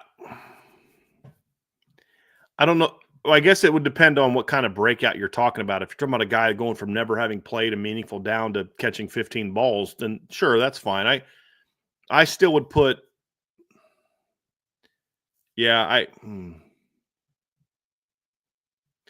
That's a good question, Trev. I don't know that I don't know that I really have an answer for that. I guess it would just depend on what you mean by breakout. If it's in the traditional sense of breakout, then I'm selling. If it's in like the layered breakouts that we do for our breakout shows, and Micah Gilbert goes from having not played a meaningful down to a kid who's part of the rotation and has some clutch catches, then sure, I'll buy that.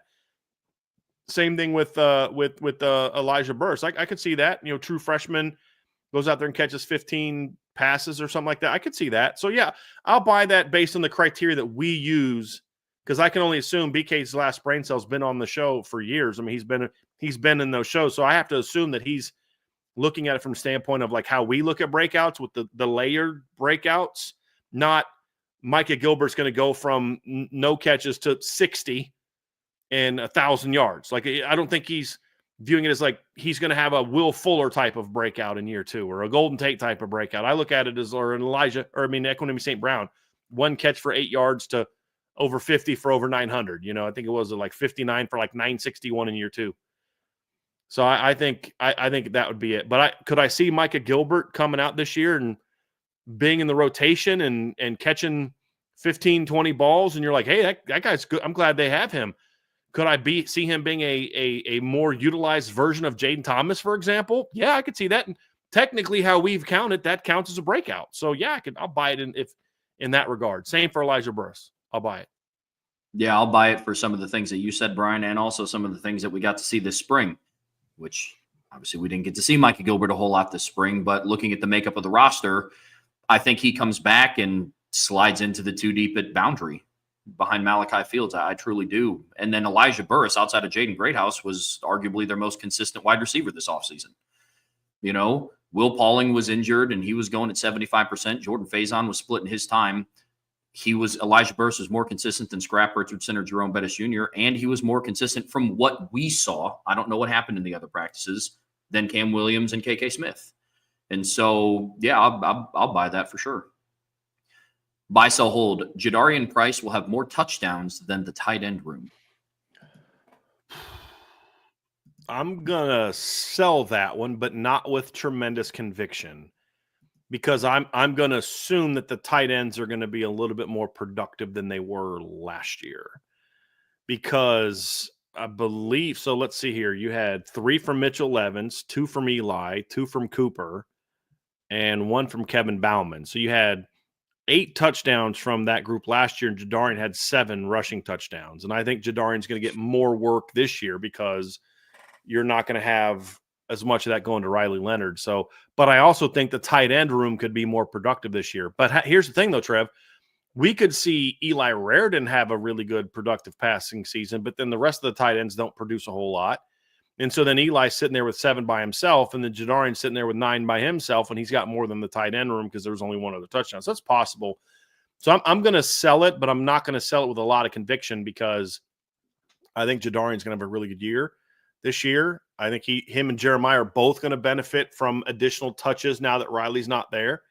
I think they're going to benefit from a more efficient offense. Because here's the thing, it doesn't just arbitrarily Riley's gone, so here's X number of carries, distribute them as you will. It's not just that. It's also more efficient offense means more, fewer stalled drives, fewer 3 and outs. They were a boom or bust at times last year, especially kind of early in the season where it's like big play or 3 and out, 4 and out.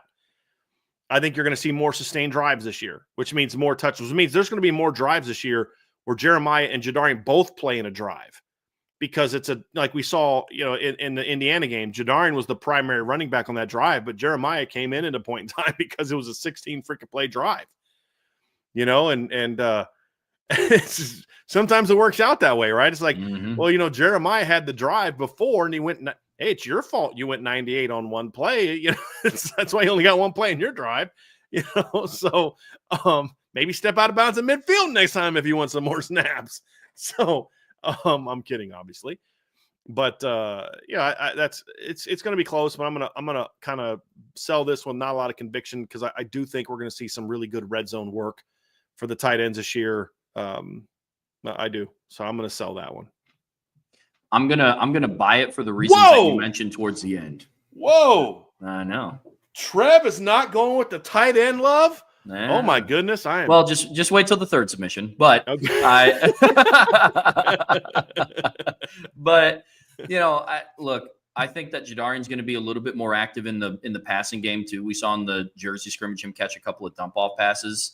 And then I think he's going to get some of Riley Leonard's share. I do believe that the tight end room is going to be more productive this season, but I think it's going to be more more receptions, more yards. I don't know how many more touchdowns that room is going to get when you factor in Jeremiah Love, J.D. Price, Jaden Greathouse, Malachi Fields, all guys that are also red zone targets. And so I think Jadarian will be somewhere around like 10 total touchdowns this year between rushing and receiving. I'm not saying it's going to be like a split of like 6 and 4. I think it would be like an 8 and 2, 9 and 1 type of deal. But I kind of have Jadarian around the 10 touchdown range, and I have the tight end room around like the 8 or 9 range. So I buy it, but it's going to be close. That's where I'm at, which kind of leads into the next submission of buy, sell, hold. The running back room will have more receptions than the tight end room at season's end. Okay, I'll let you go with this one, Trev, since you already have something thought out for this one. Yeah, this one I'm going to sell. And I think the tight ends are going to be more of a focal point in the offense passing, like the running back room will. Some of this will also be dictated on who the starting quarterback is. Honestly, if Steve Angeli was the starting quarterback, I think the running back room might have a chance at being. They're going to catch a lot of passes. Yeah, if I'm being honest. Like, just based on what we've seen. So I didn't listen to the game on Saturday, but they actually have the game up on YouTube. So I went back and watched a little bit of it. And Jason Garrett used the expression check down Charlie. Yeah. I was like, he's not a check down Charlie. And I'm like, what are you watching? like what? Okay, whatever, dude. But I just thought, I was like, that's the dumbest thing. And I'm like, Captain Checkdown is way better than Check Down Charlie. Yeah. But no, that's kind of funny. Yeah. But that's I think the tight ends are going to get more involved. I think you're going to see some like RPO rollouts, things like that, where you're hitting tight ends. We saw a little bit of that in the Purdue game where Riley Leonard was rolling out and hitting Eli Raridan, Cooper Flanagan in the flat. I think you're going to see some things where they try to get the ball into Eli Raridan's hands quickly because of his ability after the catch. I think that's going to play a factor as well. That and stretching the field vertically. And so for those, that's why I think that the running back room won't have as many receptions as the tight end room. So I'm going to sell that one. Yeah, I'm gonna buy it. I think that Eli Raridan is going to have a big year. I don't know that the rest of the tight end room is going to catch a lot of passes. I could see Eli Raridan catching 50 passes this year, and the rest of the tight end room catching 10 to 15, and the running backs still have more catches this year. I just think that we're going to see, like you said, Trev, we're going to see the running backs more involved in the pass game, and we saw that in the blue gold game. Yeah. Jeremiah had 28 last year. Aeneas had 18. That's 46 right there. You had 1 from Justin Fisher, 1 from Jake Tefelsky, 4 from Jadarian Price, 2 from Devin Ford. So that's 6, 8. 54. 54. Mitchell Evans had 43. So I think we're going to see that ramped up a little bit this year in the pass game. I think it's going to be close. But I think a lot of the tight end catches this year are going to be more around one guy. But here's the other factor to it as well. I think Eli Raridan is going to make more big plays. And I think the volume may not be as high, but the yards will be higher because, I don't think the running back room will have more receiving yards than the tight end room. Last year, the tight ends were under 10 yards a catch. I don't think that's going to be the case this year.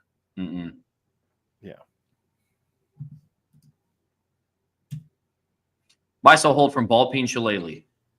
How the Gordon Sellers visit goes will show us the state of the Notre Dame recruiting operation. So the next 3 things are the follow-up. So that's kind of setting the stage. So there's going to be 2 more cards. Okay. So we'll get to those. Okay.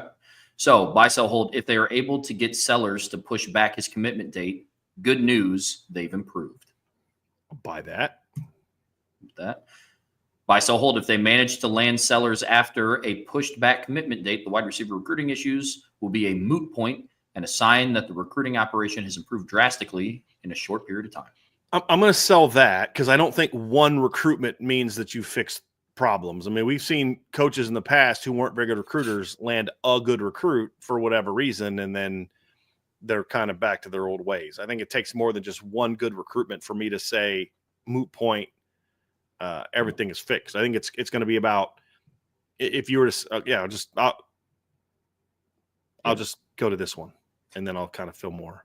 Buy, sell, hold. If they manage to land Sellers outright without him pushing back his commitment date, all the big college football recruiting powers will be on red alert and will need to change their shorts. I'm going to sell that as well because I don't know that Sellers, who I like a lot, is the kind of recruit that's going to make people feel that way. And I think that getting Sellers and Caden Finley and maybe even also Braden Robinson will make them feel that way. But I don't think that just him alone is that kind of player. Yeah. Fair enough.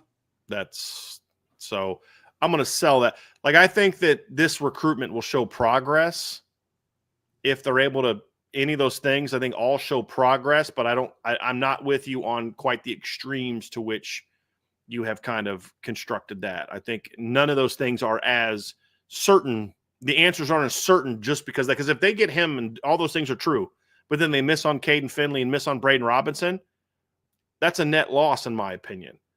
I want to get Gordon Sellers, who I think is really good.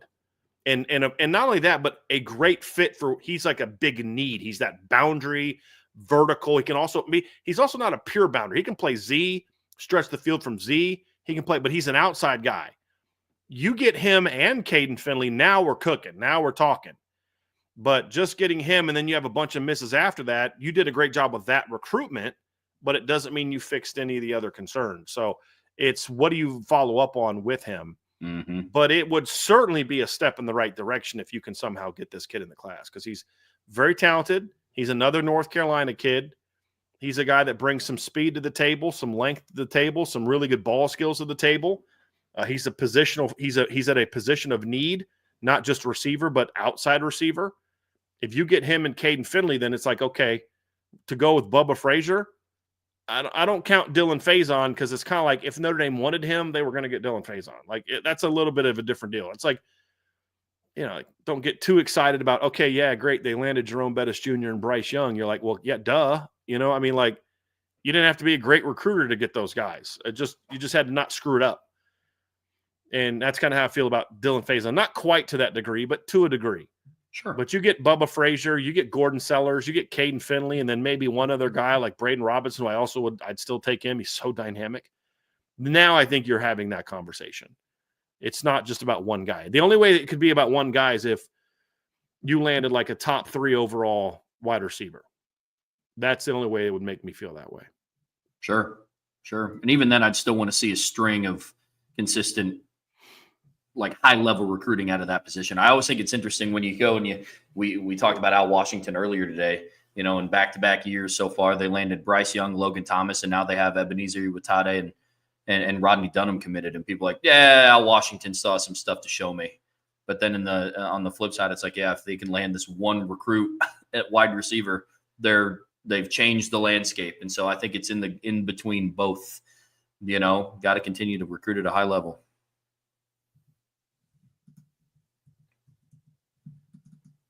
Hang on. There we go. Whew. Buy, sell, hold from Ball Peen Shillelagh. 7-on-7 in football regarding the quarterback position is equivalent to batting practice in baseball. Sell. I understand where you're coming from on this, but batting practice in baseball would be like one-on-ones. Like where as a quarterback, batting practice in baseball, unless things have changed for me, it's not like you're out there facing a real pitcher and there's no defense, there's no outs. He's not throwing you anything except BP fastballs for the most part, and when something else is coming. That's one-on-ones for a quarterback. You're just dropping back. There's no read. You're just working on your reps. You're getting the ball out there, and there you go. 7-on-7 is more like I can't even think of a baseball equivalent to that. But you're having to make reads. There's a defense. There's more. Somebody said 7-on-7 is like half court basketball. I'd say it's more like 3-on-3 basketball. Or maybe like working on like a fast break drill against the defense. There's actual competition happening. Yeah. I don't know what the equivalent would be in baseball, but it's not a game either because there's no tackling, there's no physical, but it's more than just BP fastballs. There's winning and losing. There's, hey, you made a mistake. You did this. There's, it's different. Yep. It's different for me. Buy, sell, hold. Gerby Lambert won't be back from labrum surgery until October at the earliest. I'm going to sell that. I mean, if I think if his injury was somewhat similar to Charles Jagasaw, his timeline, if it's similar to Charles Jagasaw's, would get him back in August or September. So I'm going to sell that for now, but I don't do that with a lot of conviction because I'm not a doctor, and we haven't even been told specifically the extent of the injury. Buy, sell, hold. Out of all the Notre Dame position groups, the second deepest room is the safety room. Oh, let me think about that one. Running back room, I'm going to sell that. And here's why I'm going to sell that. The difference, so running back is number one.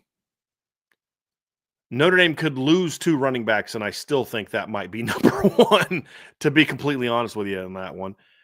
I think there's positions in conversation for that. I think right now, offensive line, just depth of just numbers of talented players. D-line is pretty deep when everybody comes back.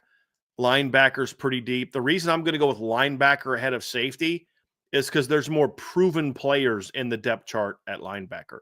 You're a solid 3.5 deep at safety, if not 4 deep at safety, of guys that are ready to play right now. Now, numbers-wise, you're 4.5 deep because you got 9 safeties on scholarship. But you're not gonna play Ethan Long this year. You want to redshirt him. I don't think Tabron Benny Powell is quite ready to really help you a ton. So you're like 3.5 deep there. But there's so many of those guys in that depth chart are just not proven at all. They're talented, but they're not proven. Where at linebacker, your first 2 teams are some combination of Drake Bowen, Jalen Sneed, Jaden Alsbury, and Kingston Viliama-Asa. And then your 3rd and 4th teams are made up of some combination of Mad Faramo, Bodie Cahoon, Preston Zinner, Teddy Rizak, Anthony Saka, Josiah Kia, Kahanu Kia. Like, that's an absolutely freaking loaded linebacker room, but you got depth of guys who've played a bunch of football in your first 2 teams. And I would venture to guess that Bodie Cahoon, and let's say your 3rd team is Bodie Cahoon and Madden Faramo, that's probably a better duo than whatever your 3rd team is at safety. Because if I look at it like this, if right now, if I were to say that Adon Schuler, Luke Talich, Bronte Johnson, and Jadon Blair are my top 2, now we're getting into, the rest of the group's got some good players. You got Jalen Stroman, who's coming back. Once he gets back, then you maybe bump out one of those guys. But then that 6th guy is going to be someone who's not, to me, on the same level as Bodie Cahoon or Madden Faramo. So I'm going to go safety is in the conversation, but I'm going linebacker with that group right now. Yeah, I mean, I'm selling this one. The safety room really impressed me this spring, but I don't know if I'm ready to say that they're the second deepest room on the team. I mean, I'm putting running back ahead of them. I'm putting linebacker ahead of them. After this spring, I think defensive tackle is in conversation with the safety room, if I'm being 100% honest. I mean, they're up there. I mean, I think this is more of a testament to how loaded Notre Dame's 2 and 3 deeps are than it is the lack of depth in the safety room. I'll say that. So. Yeah, because they're both incredibly deep and talented. I'm just going to lean towards the group that has more guys that have played. Oh, yeah. Yeah. Buy, sell, hold from Older Than Dirt. Harry Heedstand and Joe Rudolph have different recruiting perspective, but folks have a hard time recruiting or a hard time reconciling 2 approaches can work. Sure, I'll buy that. Buy, sell, hold from Older Than Dirt. Harry and Joe both inherited NFL talent for their first line. Harry did twice.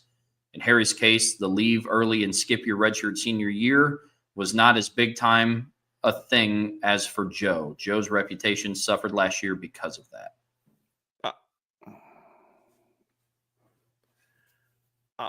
I'll buy that, but I think there's a reason for that. There's a reason, like Joe Alt probably goes pro no matter what, but I don't think Blake Fisher does if he spent his whole career playing for Harry Heastan.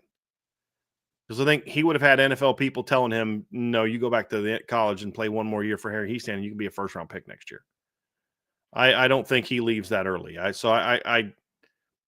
think his reputation suffered because of that, but I think there's a reason for it. So I'm not quite sure whether I'm buying or selling this one because I'm not quite sure what you're saying, but Yeah, Harry had a much better chance of keeping guys there longer because they understood the benefits of playing extra time under Harry Hiestand.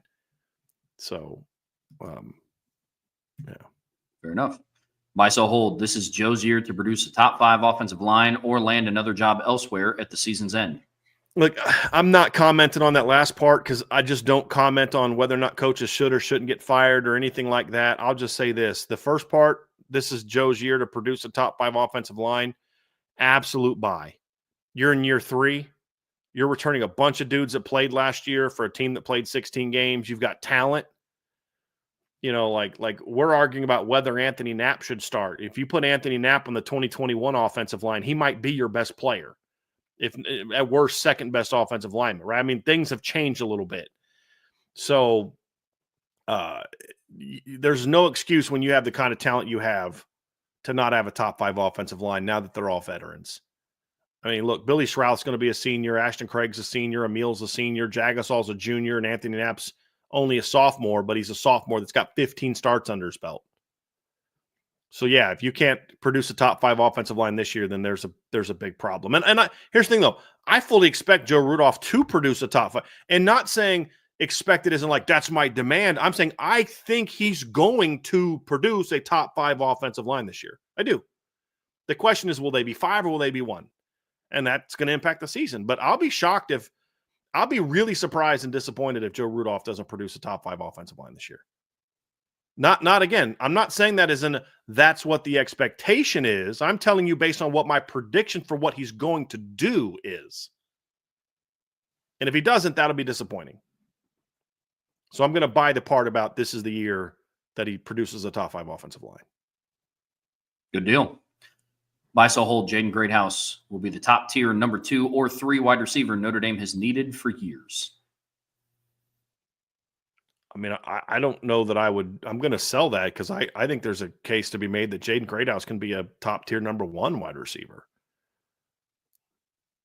So I mean, I don't know that I'm going to sell that because I don't think he's a top tier number 2 or number 3 receiver. I think if Malachi Fields is the player we think he is, you have 2 number 1s. Yep.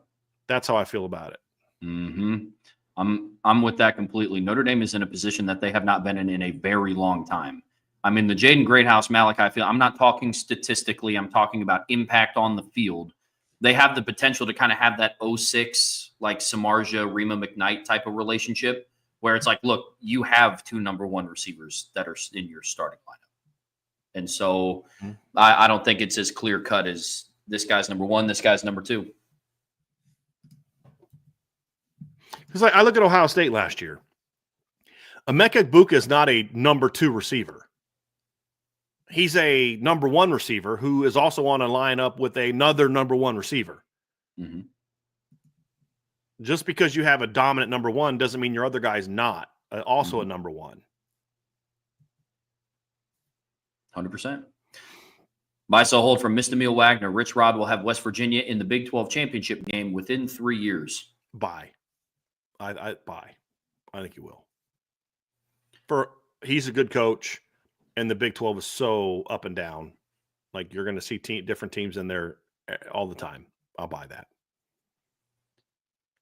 Within the next 3 years, I mean, I'm trying not to let recency bias affect what I think, but they have like 30 players in the transfer portal right now. Mm-hmm. So, I mean, I think he needed a clean house. That's part of it. I think that's what the whole TikTok thing was about. Like he wanted to find out like who's really about this life. And like, that's why I think a big part of that is. But what's he going to do, Trev, when all those guys are gone? What's he going to do these next 2 years? He's going to portal the heck out of this thing. You know what I mean? And completely remake the roster that's what I think he's going to do. And that's why I think he did some of the things he did, because I think he wanted to see who was really bought into what we're trying to do. And if you're not, then you're going to leave. And that's okay, because then you remake the roster. Like what's happening to Cal, that's a bad situation. What I think at West Virginia is almost sounded like a necessary part of the rebuilding process for him. That's my take on it. No, it's fair. I just have to see it play out because there's examples, plenty of examples on both sides of building through the transfer portal to find people who are bought in. I think that is my fear for Rich Rod. I'm not saying that that's going to happen, Mm-hmm. but like that is my fear of like you're getting rid of and you're kind of cleaning house of players who weren't bought in, but then you're dipping into the portal. And we know what the state of the portal is now to try to find players who were bought in. The reason I think Rich Rod is better suited to do it is because he's always kind of recruited those type of guys. And those type of guys love playing for him. He'd go down to Florida and get those kids that are like borderline academically ineligible that nobody else would touch or got in trouble and they'd go to West Virginia and shine under him. Like for whatever reason, he knows how to coach those guys. It's not true for everybody. I don't think Lincoln Riley knows how to do that. I think some coaches aren't good at that. I think Rich Rod is unique in this situation, Trev. So I am going against what I normally say about building through the portal. I am. I'll admit that. But it's because it's Rich Rod. Like if other coaches tried this, I don't know that it would work as well. I don't. Fair. My only experience with Rich Rod was him at Michigan. So like that I'm familiar with. And so he's not a fit at a place like that. Sure. Right. I mean, like that totally makes sense. But for me, I remember Rich Rod. Well, I mean, he did well at Arizona. I mean, he got them in the Pac-12 title game the year that Arizona or Oregon beat them in the title game. They beat Oregon in the regular season. I mean, he was there at Arizona for 6 years, and he had a winning record in all but 1 year. But I remember Rich Rod as a guy going to the Sugar Bowl and Fiesta Bowl and just putting out crazy offenses at West Virginia. So I get that. I get that. Buy, sell, hold again from Miss Emil Wagner. We will take at least one more portal transfer before the summer camp. I buy that because I think it's possible. I think there are some portal needs, which we'll discuss. So, yeah, I buy that because it's one. That's a low number. I could see that. Yeah. Yeah, I'll buy that as well.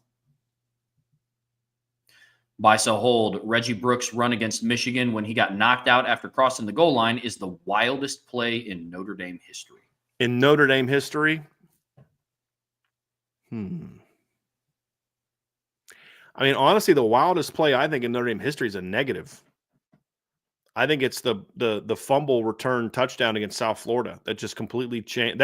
That one play in the first quarter of a game at the end of the first drive literally, in my opinion, changed the outcome of the entire season. I think if Notre Dame goes down the field and punches that ball in the game, they blow South Florida out, and that team gets close to maximizing its potential. But it didn't. And so, I think that. But that's I'm trying to think of some other ones. I mean, Miami converting a 3rd and 34. That was pretty freaking wild back in 1989. And not off of a penalty, Trev. It wasn't off of a penalty, unfortunately. Man, that's a good question.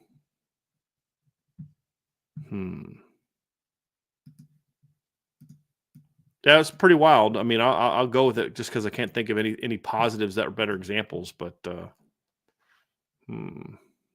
I mean, the wildest play that I saw live technically didn't even count. It was at the end of the first half of the 2007 Stanford game when, Stanford quarterback throws up a Hail Mary, gets intercepted, and I think Zibby picked it off, and then there was a bunch of laterals, and then they ended up scoring, but then it didn't count because of a clipping call. Oh, against Ohio State? No, against Stanford in 2007. Didn't count. I don't remember that. That play was nuts. I don't remember that. Yeah, I think they called clipping on Trevor Laws. And so the play didn't count, but it was intercepted, and somebody then handed it off to Zibikowski, who ran it up the sideline, and then he pitched it to, I want to say, Darren Walls, who then pitched it back to Zibby, ran it in for a touchdown, and then it didn't count. That is a little nuts. You were talking about Zibby returning it back and it not counting. I just immediately went to the Ohio State game when it was 27-20, and Zibikowski recovered that fumble, which was a fumble, and returned it back for a touchdown, and then they negated it. And that would have, I mean, I still think Ohio State wins, but I think that game is really different at that point. I mean, the reason I think Ohio State wins is because for the same reason that I think USC beat Notre Dame that year, that defense was not going to make the stops it needed to win the game. Yep. And it's even funnier because I still see some Ohio State fans post on Twitter the play that was ruled not a fumble is like a Justin Ross catch. It was very similar to what Anthony Gonzalez did in a playoff game. And they're like, how is this not a catch? And I was like, well, In 2005, it wasn't a catch.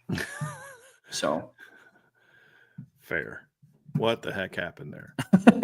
I'm trying to find a picture for Stiers, because he's getting ready to publish. Notre Dame's women's basketball team picked up a transfer today.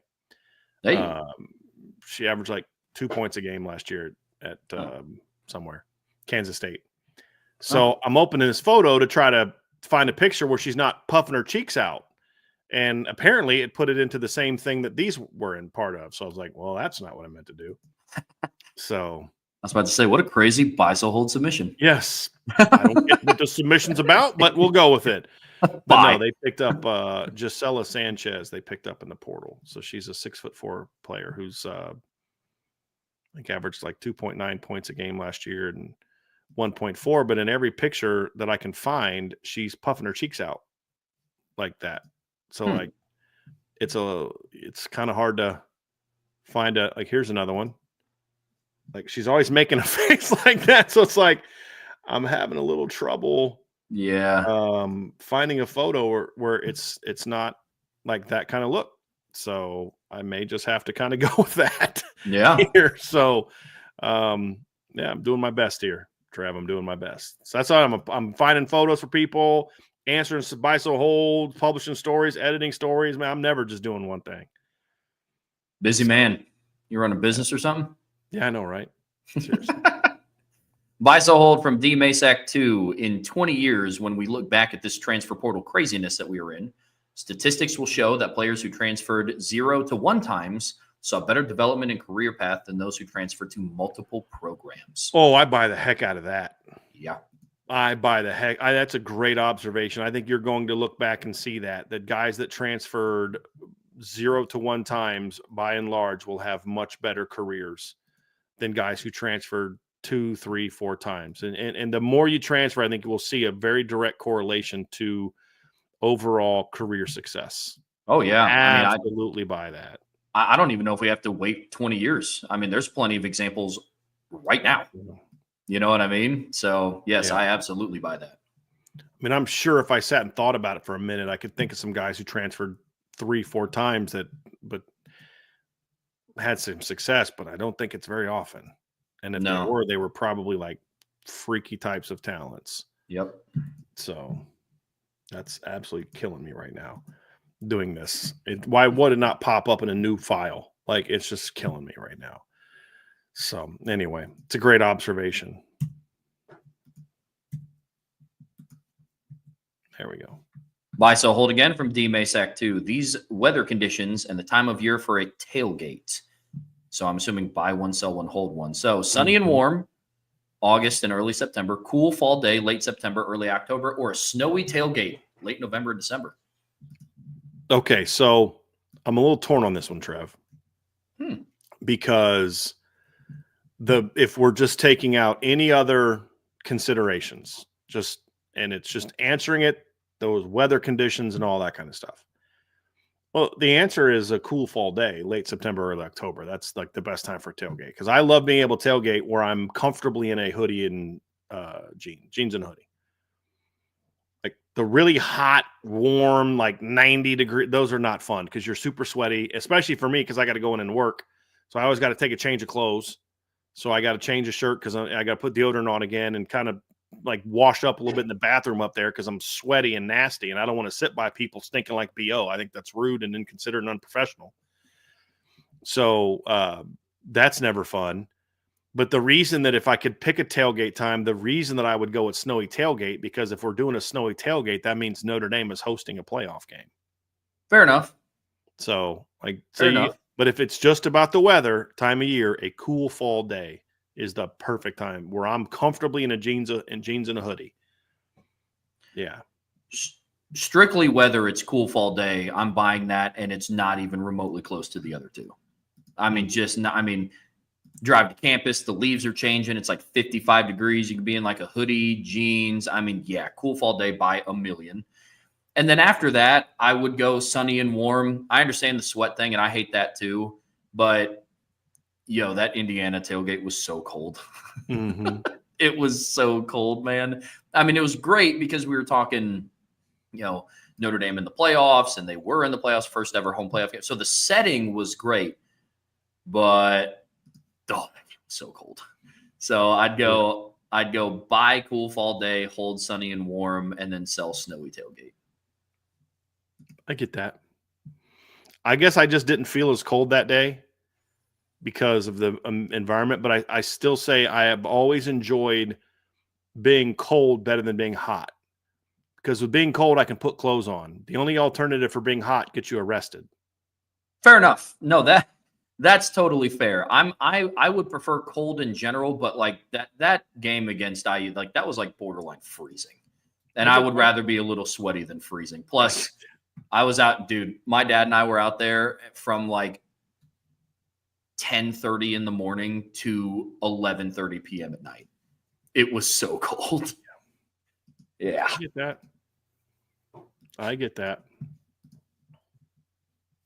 Buy, sell, hold from I Am Tenzin. Since KVA cut his locks, Avery Johnson is now the #1 hair guy in the NCAA. I mean, there's a couple D linemen from Utah that could be in that conversation. So, yeah, he's the #1 of the guys that I can name.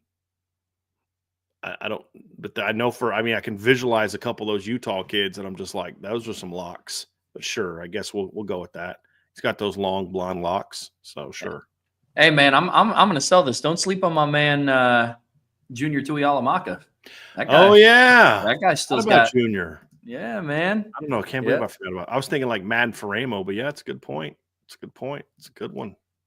Buy, sell, hold if Avery Johnson does indeed abandon Kansas State, like the rumors say. Does Kansas State have any chance to compete this year for the Big 12 title?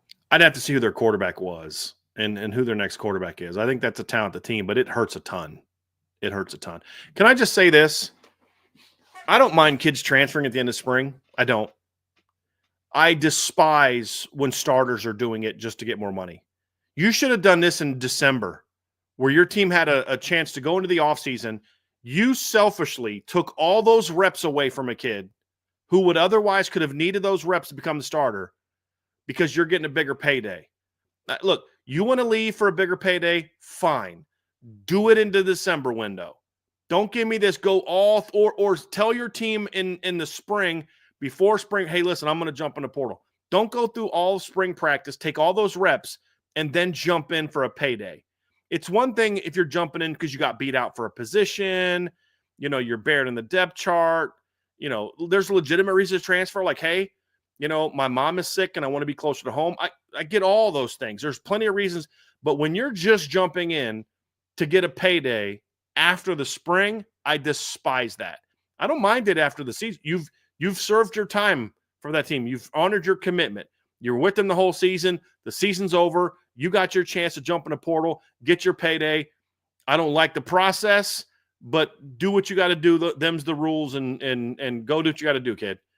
But when you come back, go through spring ball, you're the starter. You're the guy you're building the team around. And then you jump in the portal because some SEC school's throwing a bunch of money at you. I have lost all respect for you as a player, especially at quarterback, because what kind of leader are you now? You know what I mean? Like, no, I really liked Avery Johnson. Still do. But if he jumps in the portal right now and goes to play for some other school for a bigger payday, we have a major problem. I have a major problem with him.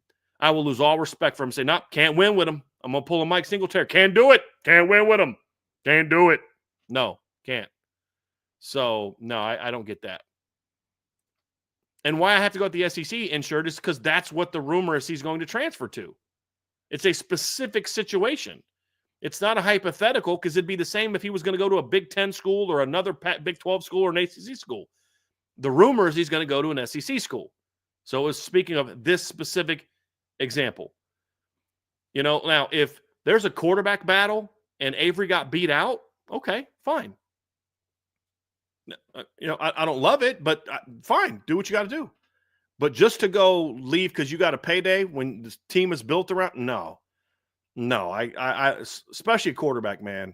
I hold quarterbacks to higher standards. I do. There's some jobs, man. If you don't want to get held to a higher standard, go do something different. Facts. I'll say this. On top of, I agree with everything that you said, but on top of that, the other thing that I don't really like is especially when a quarterback makes a move like that and it's a lateral move.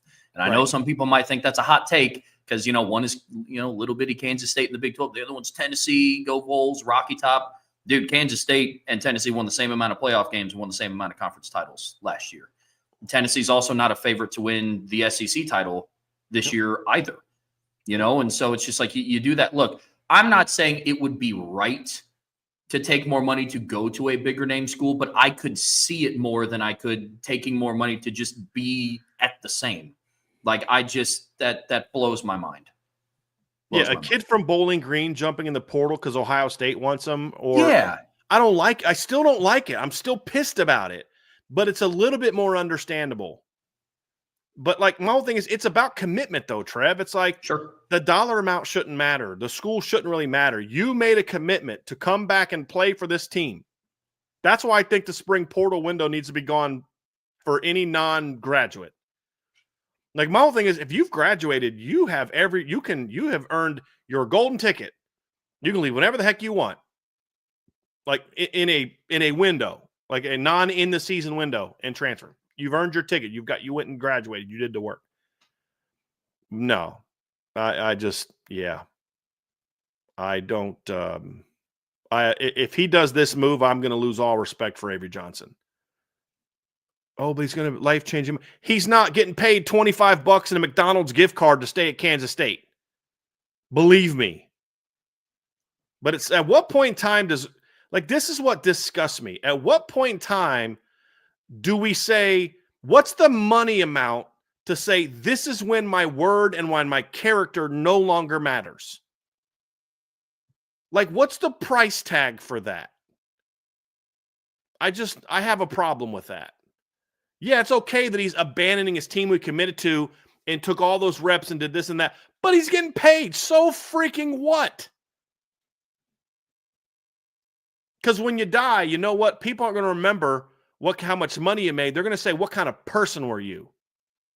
Well, a guy that sold his teammates out if it meant he was going to get some more money. That's what it says about you. Yeah. So I don't know if he's going to do that. He hasn't jumped in the portal yet. And if he doesn't jump in the portal, I remain respect for him. That's what I say. If he does this, I will lose respect for him. Haven't done it yet because he hasn't jumped in the portal. But if he does, there you go. If this stuff gets out there and he stays at Kansas State, it could be a rallying cry for his teammates to say, hey, look, our guy's committed. Let's roll. That's where I'm at. Fair enough.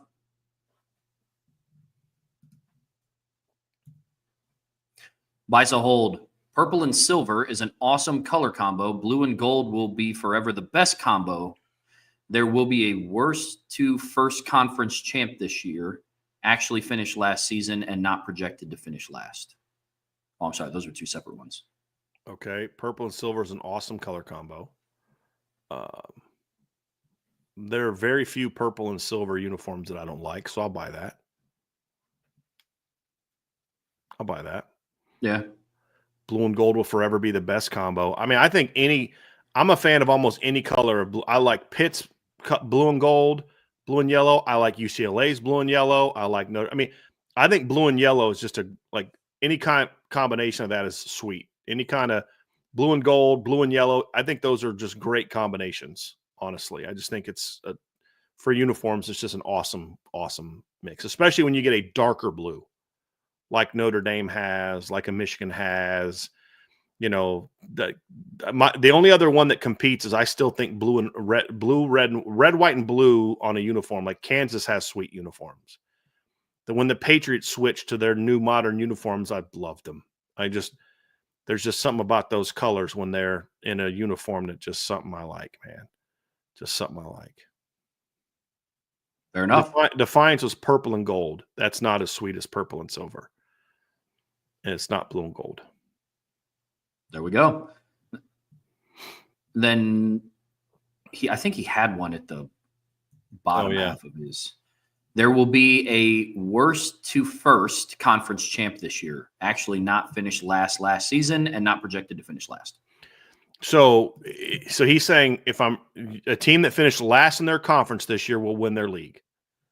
So basically, either Florida Atlantic or Tulsa, Florida State, Oklahoma State, Purdue, Middle Tennessee, Kennesaw, or New Mexico in that league, Kent State, no, Nevada, Mississippi State, or Southern Miss. I'll be honest with you. I think the best opportunity for that, I'm going to sell it. None of them will. I think the best opportunity for that, the two best opportunities are Oklahoma State and Florida State. And Oklahoma State is just because they literally went from first to worst. Why can't they go from worst to first, especially in that league, Trev? Yeah. I think Florida State has a chance just because they're still going to be really talented this year. I don't think that that's going to case. If I was going to predict the order, I'd say Oklahoma State first, Florida State second. I don't think Purdue has. I got a better chance of being named the next head football coach at the University of Notre Dame than Purdue does of winning the Big Ten this year. And since I'm never going to apply for the head coaching job at Notre Dame you can tell what kind of odds those are. That ain't happening. So you can just knock that. In Mississippi State, I mean, they have a better chance of Purdue, but that's highly unlikely as well. But I think I'd say that best odds are Oklahoma State and Florida State, but I'm still selling it. There won't be one. Yeah. I mean, not in the Power 4 level. Yeah. Florida State probably has a better chance at winning the Big Ten than Purdue does of winning the Big Ten.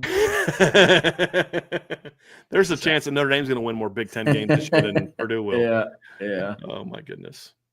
Buy, sell, hold. If Blake Horvath has another season like he did last season for Navy, or better since he had some injuries, he will at least get Heisman votes, though no New York invite.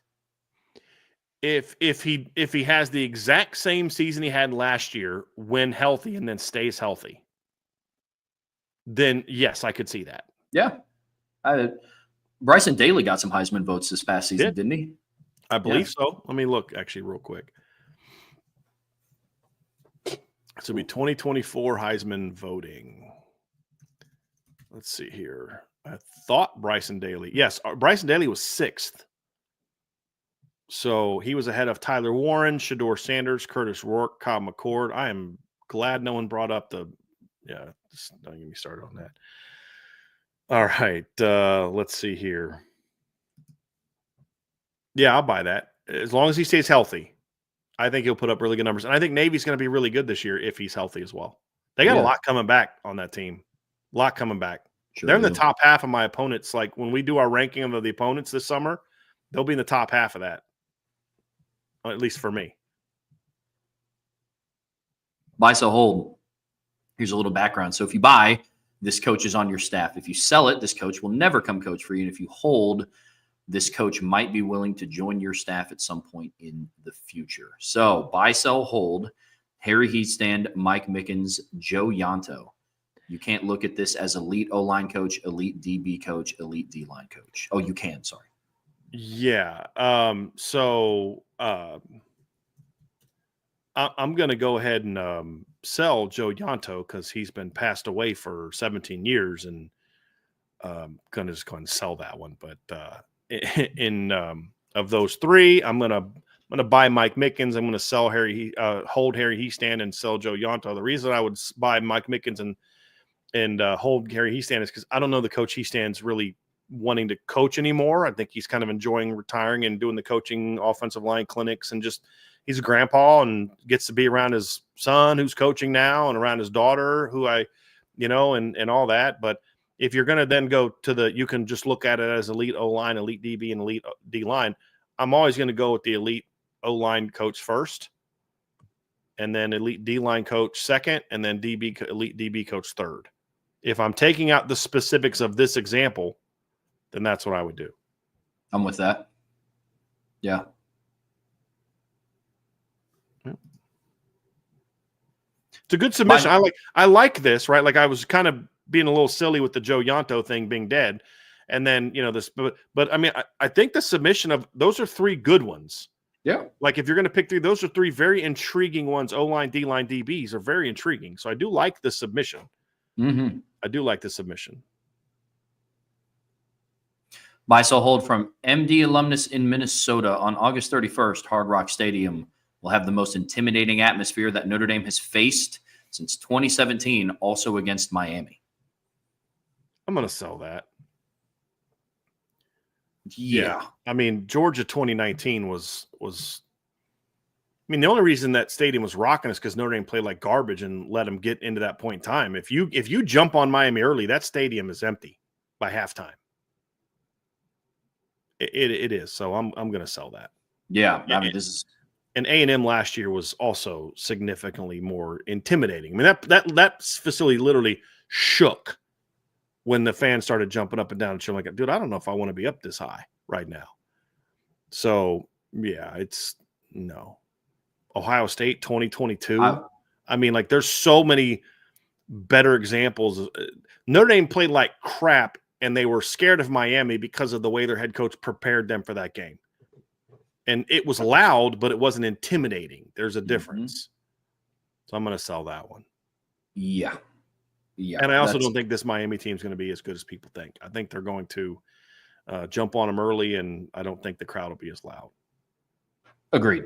Yeah, I mean, Virginia Tech 2018 is a more intimidating atmosphere than Hard Rock Stadium. Yeah, don't that one I'm going to disagree with because I've been there. I thought that was a really overrated environment. Trev, I'll say this. On TV, if I only saw it on TV, I would 1,000% agree with you. 1,000. So I'm not saying I get where you're coming from. But having been there, I thought it was very overrated. They're not as loud as people think. And by the time the game starts, the Sandman thing is like way in the past. And it takes forever. It's almost like it kind of like on TV, they show like the very ending of it when it's really cool. But it's like it goes on forever. And it's like, oh, my gosh, this is ridiculous. Can you just come out of this thing now, please, for the love of all things holy? Just let, yeah. But on TV, it's freaking awesome, Trev. So I can understand why you'd say that. And I believe that, too, until I went and saw them play there in 2018. Yep. I mean, the Big House in 2019. To your point, the Horseshoe in 22. No. I mean, the Hard Rock Stadium was more of an intimidating environment when they played there in the Orange Bowl this past year than it was in 2017. It was loud in 2017, but again, loud doesn't equal intimidating. They just played like crap, and their head coach didn't. He had them wound so dang tight. That was more of a preparation problem. It was louder in Texas A&M last year, in my opinion, early than it was in Miami. Buy, sell, hold from 13 Reasons Why. Brian Kelly having to shop down a different aisle is now proven to be a lie. Easy buy. Yes. That was a choice, not something you had to do to survive. That was a choice. It was a wrong choice. And the thing is, Freeman's success, you could say that it's not true if you were just looking at the NIL era because now Notre Dame can pay players. But Freeman started having success that Kelly never had, or at least hadn't had in years before NIL became a driving force in recruiting. Yeah. So I buy the heck out of that. Buy, sell, hold. It will not be 6 more years before Notre Dame is back in the title game. Easy buy. Yeah. These are 13 reasons why. You have great submissions all the time. I love your submissions. These are 2 of the easier ones that you've given me. Thank you. Yep. Thank you. Buy, sell, hold again from 13 Reasons Why. Unfortunate part of Marcus's recruiting, as we see in the quarterback competition, is that really good players miss their chance because of younger talent passing them on the depth chart. For the player, not the team. That's very fair. That's a buy. Yeah, I mean, that's when you recruit talented players, it's just you're going to get passed up. An injury is going to cause somebody else really talented to get in front of you, and you never get that opportunity again. Absolutely agree. I mean, I look at the quarterback situation now. Let's just say, for argument's sake, that CJ Carr is the starter. I said this. I don't know if I said this in the show, but I said this to you, and I said it to Vince as well in a private conversation. I said, if it wasn't for the presence of CJ Carr, there would be so much excitement right now about Kenny Minchie. So much excitement. And it's just, and if it wasn't for Kenny, I think it'd be almost like you'd have your Angeli groupies and then everybody else would be in the CJ Carr. But now it's like kind of split between 3 guys. I mean, there's been a lot of years where either one of those guys would have easily been your starting quarterback, and you'd be super excited about it. Super excited about it. If all those guys were the same age as Ian Book when they came to Notre Dame, Ian Book would have had zero chance to start at Notre Dame. Zero. It's just sometimes the timing of that is just the way that it is. I'm talking about Kenny and CJ, not Steve. I think Ian Book was a better quarterback than Steve Angeli, but I don't think he was.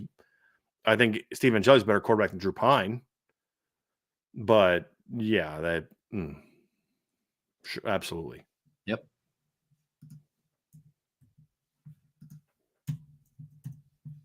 There we go. Whew. So far, so good.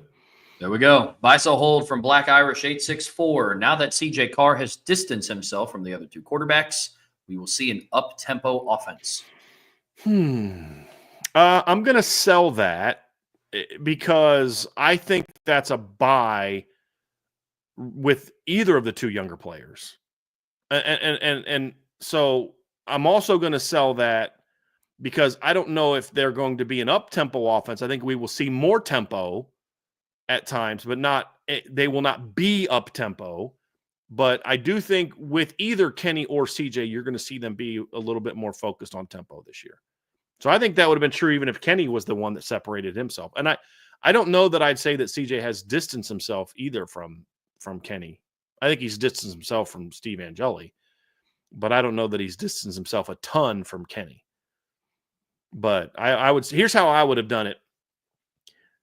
Now that, and we're working with what our opinion is, now that CJ Carr and Kenny Minchie have distanced themselves from Steve Angeli, we're going to see more tempo from the offense next year. That I would buy.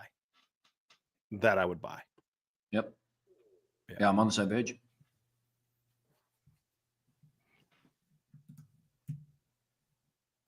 Buy, sell, hold from D-Troll Hunter. Daniel is in Japan edition. He's in Japan. Okay. Yeah. I was about to say buy. I'm buying that Daniel's in Japan. Yeah, buy. I bet there's a Daniel in Japan. Yeah. Buy, sell, hold. The spring portal needs to go away. Buy the heck out of that. I think that the only people that should be transferring in the spring are people who are A, willing to sit out a year, or B, graduates. Or C, people like the Bowling Green kids whose coach left after the portal window closed in December. Like if your head coach left after the winter portal session, then you should have some sort of spring window. So there would be exceptions to the rule, but just the general spring portal window got to be gone. It's terrible. Stupid idea. You can transfer after the spring, but you got to sit out a year. For some of the reasons that you listed off, I'm going to sell it. I do think there needs to be like regulation to it. Like I think if you utilize the winter transfer portal, then you can't then enter your name in the spring portal. But then I think it's beneficial for some players, kind of like what we talked about with Kennedy Urlacher. There's some players that aren't graduates that they want their opportunity to go play. It's not for money. It's just there's a lot of talent in front of them, and you know where you stand after the spring more than you do in the winter. Players can get waivers, and coaches would grant those in certain cases. Yes. But it kind of puts more, hey, you better make a decision now in December before the spring. So, but again, you can still transfer. Kennedy Urlacher could still transfer. Just has to sit out a year. That's how I think transferring should be anyway, unless you're a graduate. I've said this. I have exceptions to sitting out. If your head coach leaves, if there's some sort of legitimate circumstances that happen, the kid that went and played center at NC State, I think he transferred from Virginia Tech or to Virginia Tech to be closer to his mom, who's literally battling cancer, like circumstances like that. But by and large, I think transferring should be a situation, or, I've talked about the contract thing and all that, but I think by and large, sitting out a year is a good thing for young people. The mistake that I think they made in the past was trying to have sort of you can't transfer within your league and you can't do this and you can't do that. And schools don't have to grant you a waiver. That's nonsense. If I want to transfer, there shouldn't be anything you can do to stop me from transferring. That I believe in. And I think there should be certain exceptions to it. But the other part I didn't like, Trev, is that you lost a year of eligibility. If you lost the potential for a red shirt, that served as your red shirt. Whereas let's say that Player comes in as a freshman in red shirts. And then he decides after that year he wants to transfer. In the old system, he would have to sit out that year. And then when he got to the new school, he only had 3 years of eligibility remaining. I believe that you should, if you sit out that year and you already redshirted, as long as you are in good standing academically, you should get that eligibility back and still have 4 years to play at that new school, as long as you're in good academic standing. And we can define that in different ways. I'm open to suggestions on that. But that's the issue that I had with the old system. You should never tell a kid he can't go somewhere. You know, if you want to transfer within your league, then you transfer within your league. Go for it. There's exceptions to coaches leaving, things like that. But by and large, I think all transferring for non-graduates should be sitting out a year with certain specific examples. This is just more for my genuine curiosity, but like why do you think that they should sit out a year? Like what would be? Because I think that what happens with the portal the way that it is now is, number one, you encourage cheating. And if you have to sit out a year, then what's the point of tampering with a player that I'm not going to be able to get right away? Number two, I still believe in this insane world I live in that the ultimate goal should still be about developing young people. And I transferring should be allowed. But when you have to sit out a year, you have to make a far more rational decision and choice as opposed to an emotional one. And so I think those two things together a factor. And I also think there's benefits of sitting out a year when it comes to acclimation to the new school. You get more acclimated academically. You have more time that first year to take extra classes to make up for lost classes you have from your credits not transferring. You get to adapt to the system of the new school without losing a year of eligibility. So when you are eligible, you now have a full season under your belt. That helps with development. It helps with you being more prepared to play right away. I think there's all these reasons that factor into why forcing a young man to have to decide. You can transfer. You've always been able to transfer, but you've got to sit out a year. I think there's no downside to that in theory, as long as you create Brock Hoffman. Thanks, Ryan. That was the kid I was thinking of, the offensive lineman. But those are the things that I think are still very important to developing young people and helping men grow up to be men. That's what I focus on. I coach women's sports. It's like, look, you're going to transfer, then you got to have a very long, hard conversation about, are you willing to accept this? And if you are, then this is the right thing for you. Now we're going to help you with this transition, because that year away, you don't lose your eligibility. You still have eligibility. You get a practice with the teams. You get acclimated to the team. You get in the strength program. It's a year to get to adapt to the school, to the new culture, the new place, all these different things without losing your eligibility. What means when you do get to play, you're far more better prepared. You get that extra year of development. How is any of that bad for a young person's development? Personally, academically, socially, and on the football field.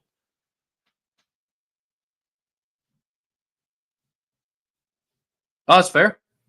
Yeah, like I said, I was just it's a great question, Trevor. Yeah. It's a very fair question. So, buy, sell, hold again from D. Troll Hunter. Similar to how the champs are still the champs, Notre Dame should open as the number 2 team in the polls, considering how much is coming back. No, I only believe that to be true for the team that actually won the championship. And I've said this before, with exceptions, Michigan in 23 would have been an exception because they lost their entire coaching staff and the majority of their players. LSU in 2019 would not have been my preseason number 1 in 2020. They just lost too much, including coaches. With few exceptions, I'm a champs, but you didn't win the championship. You were number 2. And because otherwise you then now you go down this long list of, okay, where everyone basically finished, it starts where they finished the year before. I know it's hypocritical, but I'm just in a belief where you get a little special extra something when you're king of the hill. When you're king of the hill, you're there till somebody knocks you off. That's the way I look at it. You know, you're number 2. You're just kind of in the, you're in the, I mean, it's kind of like you were mentioning this last week. It's the Dabo Swinney thing. It's like, it's the champions bus, and then it's the rest of y'all. If you're not the champ, you're in the rest of y'all bus. Y'all figure it out, but we're the champs, and we're going to stay the champs until somebody takes that sucker from us. I'm just a big believer in that. With Fair enough. exceptions. With exceptions. There should almost always be exceptions to things, Trevor. I mean, almost always, but and like I said, there's been a couple recently. LSU 19, the next year, they're not my number one. Michigan 23, they were not my number one last year. I don't think I even had Michigan in the top 25 last year. I don't think.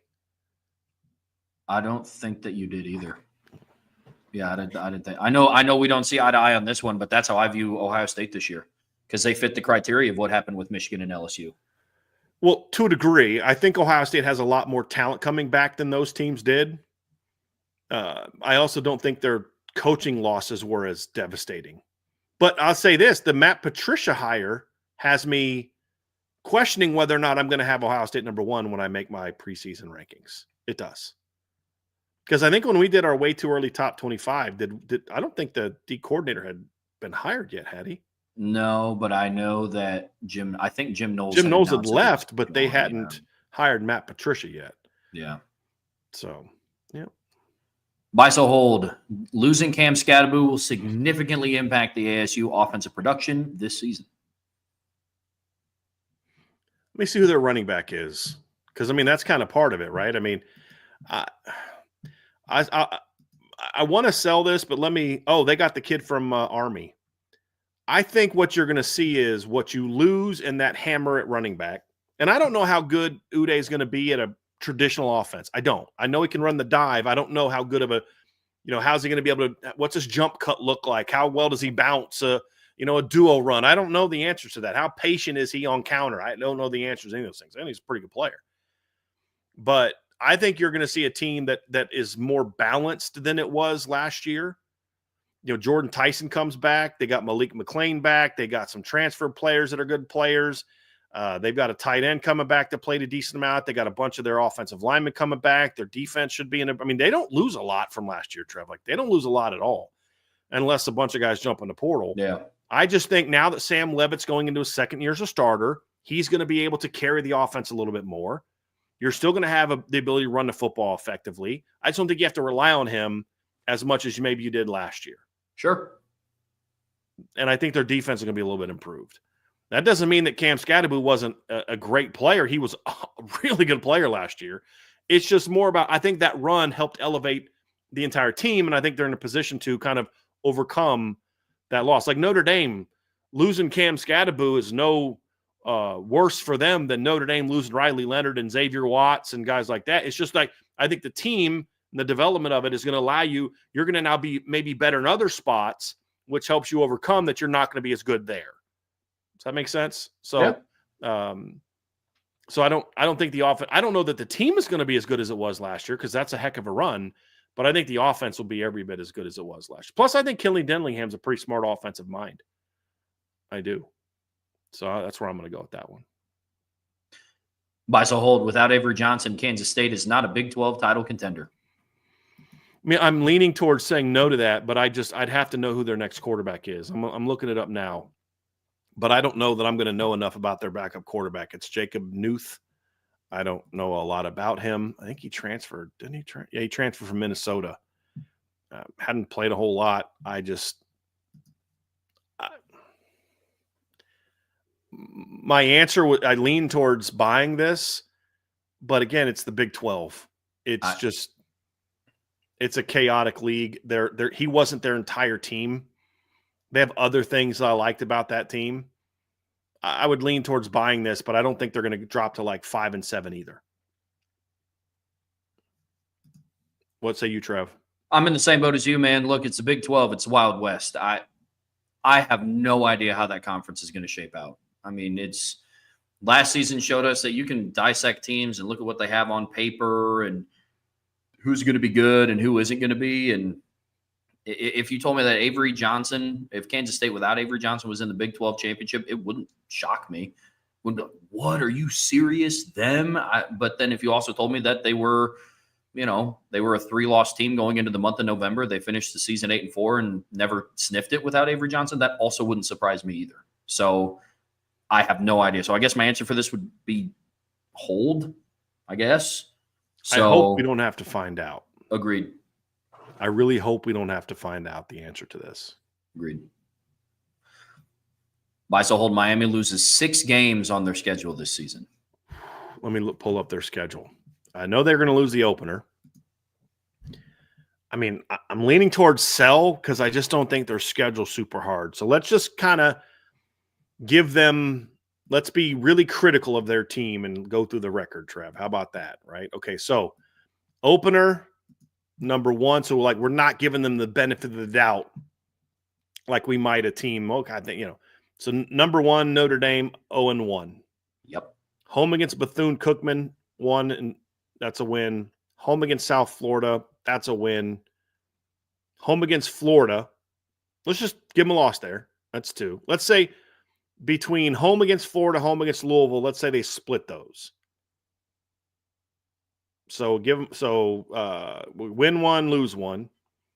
At Florida State, that's a loss. So that's 3-3. So we're going to give them Bethune-Cookman win, USF win, and then one of Florida or Louisville, and then losses to Notre Dame, Florida State, and then the other. Then they got Stanford at home. That's a win. At SMU, that's a loss.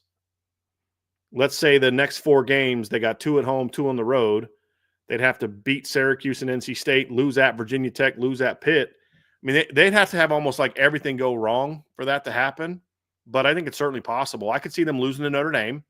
I could see them losing to Florida and Florida State. I could see them losing to Louisville. I could see them losing at SMU. I could see them losing at Virginia Tech. I could see them losing at Pitt. And let's be honest too, Trev, if they have a couple early season losses, those home games against Syracuse and NC State are going to be really empty stadiums. Really empty stadiums. That's just how Miami fans are. And I could see them dropping one of those too as well. I just don't think Syracuse and NC State are necessarily going to be great. But, I could see this happening. I'm not predicting it because I think Miami's got enough talent to win some of those games. I think just on talent alone, they'll win 7-8 games this year. But it's not crazy to think about, Daniel. It's really not. It's really not. I'm going to sell this one. I'm not as low on Miami as some are. I don't think they're going to be good. I'm also in the camp of there's some people that think they're going to be a playoff team and they're favorites to win the ACC. I definitely don't see that. I will say I do see them erring more on the side of not being as good as in comparison to winning the ACC. I don't think they lose 6 games. I wouldn't even be as bullish to say that they lose to Florida State, mostly because I have no idea what Florida State's going to be. They're coming off of a 2-10 season. You can have all the questions you want about Miami, but I don't know how you have more questions about them than you do Florida State. Yeah. And so so who's going to be the quarterback for Miami? You don't know who the quarterback's going to be for Florida State either. Not necessarily. There's a battle supposedly there. Yeah. Yeah. So it's up in the air. I do agree that if, the losses start to compound with how they built their roster, I don't know how many are going to continue to stay bought in. So I could see a scenario where that happens, but I mean, I've seen some stuff out there, mostly on Twitter, other social media, like, Miami could lose 7 games. Like, I don't think they're going to be not bowl eligible. Like, yeah. It could happen, but I just can't predict it. I still think their offensive line should be good. Their defensive line should be good. I think they had a solid portal session in the secondary, especially at corner. Their running backs are solid. Even with Emory Williams, I think they can go to a bowl game. I don't think they're going to be that bad. But it's Miami, and I don't have a lot of faith in Mark Cristobal. So it's possible. I'm just not predicting it. Sure. Buy, sell, hold, sushi, ramen, or teppanyaki. That's basically hibachi grill.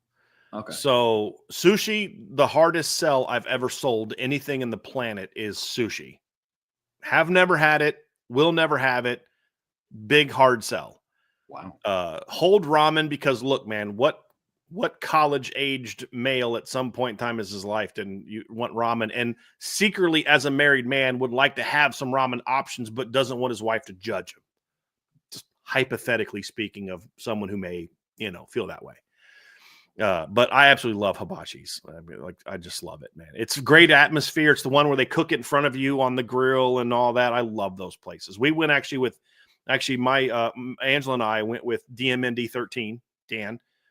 You met him and his wife. Mm-hmm. They're the ones that brought us the donuts the next day. But we went out to Hanayori on Friday night, Trev, and It was phenomenal. And that was also my lunch on Sunday. Love it. Great atmosphere. The guy that does this is a guy that lives across the neighborhood across the street from us. Really good guy. I used to live by Lusamoji. He's really funny. and he's a really good cook too. And he's a Notre Dame fan. He's got like a Notre Dame towel hanging from his thing. So yeah, I love it. Love it. Absolutely love it. So I'm going to buy ramen. I'm not talking about like the stuff you had in like that comes in the big box and like you put it in the microwave. I'm talking like real good ramen. That stuff is fire. So I'm buying ramen. I'll hold the teppanyaki and then I'll sell sushi. I don't hate sushi. I'm just very picky with it. It's not the raw fish that doesn't bother me. I don't like the texture of the cold. all of those the texture of the cold rice and the seaweed. That kind of messes with me. But I'll eat sushi. So.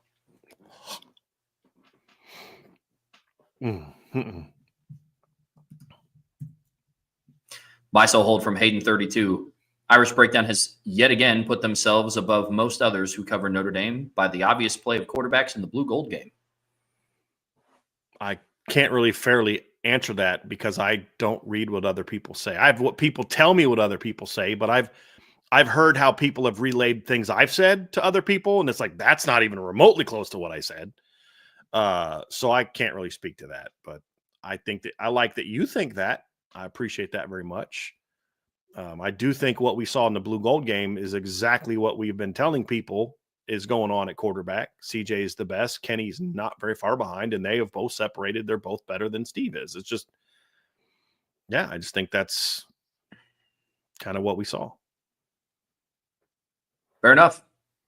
Buy, sell, hold. Notre Dame lands 2 more commitments, public commitments, in April.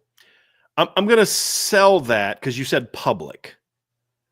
I don't think they're going to get 2 more public commitments this month. They've already got 2 of the 3 that I thought they'd get.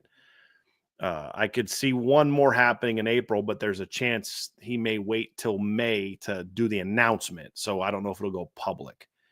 But I absolutely think they're going to get at least 2 more commitments from what we already know silently if they haven't already happened. But not public. If it happens publicly, that means someone who isn't scheduled to announce decides to announce, which could happen. I mean, Gregory Patrick wasn't like, I have an April 10th decision date. It just, it was just, or not April 10th. It'd be, what was 13th? What was Sunday? The 13th?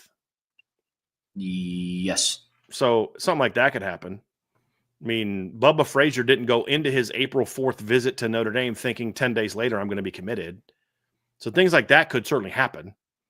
But of what we know and schedule-wise and what guys plan to do now, I don't think we'll get 2 more. I think we could get 1 more, but yeah, but silence for sure. I would, yes. Good deal. Buy, sell, hold from Do It to It.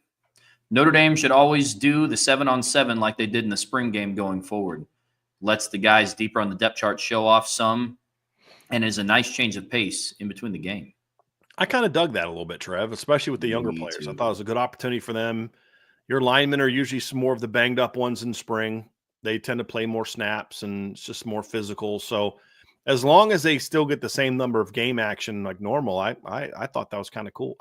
I still think a cool spring situation would be, and I know some people won't agree, but I still think it'd be a cool game situation or spring game situation to say, you do like 1-on-1s and 7-on-7, things like that, where you get some competition going, get people fired up. Like what if there was like dueling 1-on-1s, right? So you take a O-line, D-line 1-on-1 rep and a receiver DB 1-on-1 rep, and you're just kind of going back. I think that'd be kind of fun, especially if you knew what was going to happen. I think the mistake Notre Dame made is they just didn't communicate this is how it's going to go.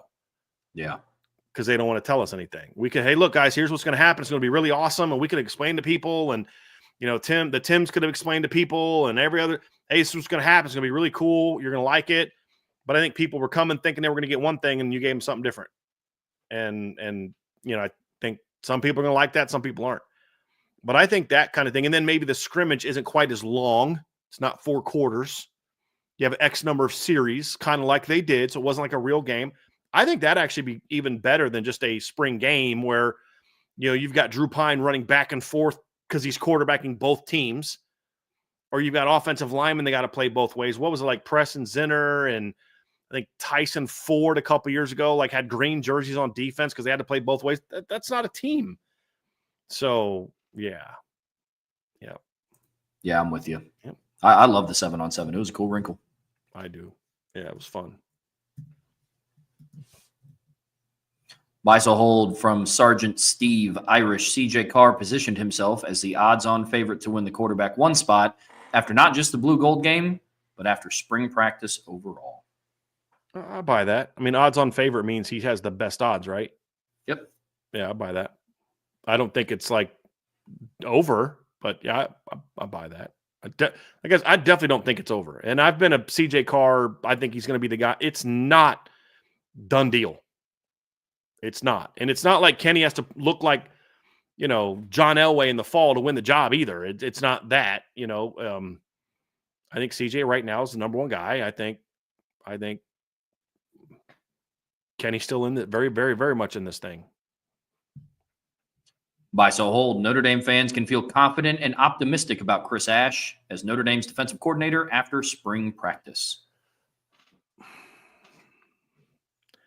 I'm going to sell that because I just don't know that Notre Dame fans should have their opinion changed in either direction based on what happened in the spring. Yeah. If you were pessimistic, I don't know that anything that we saw should change that. If you were optimistic, the thing that's going to tell us about Chris Ash is what happens in the fall. Mm-hmm.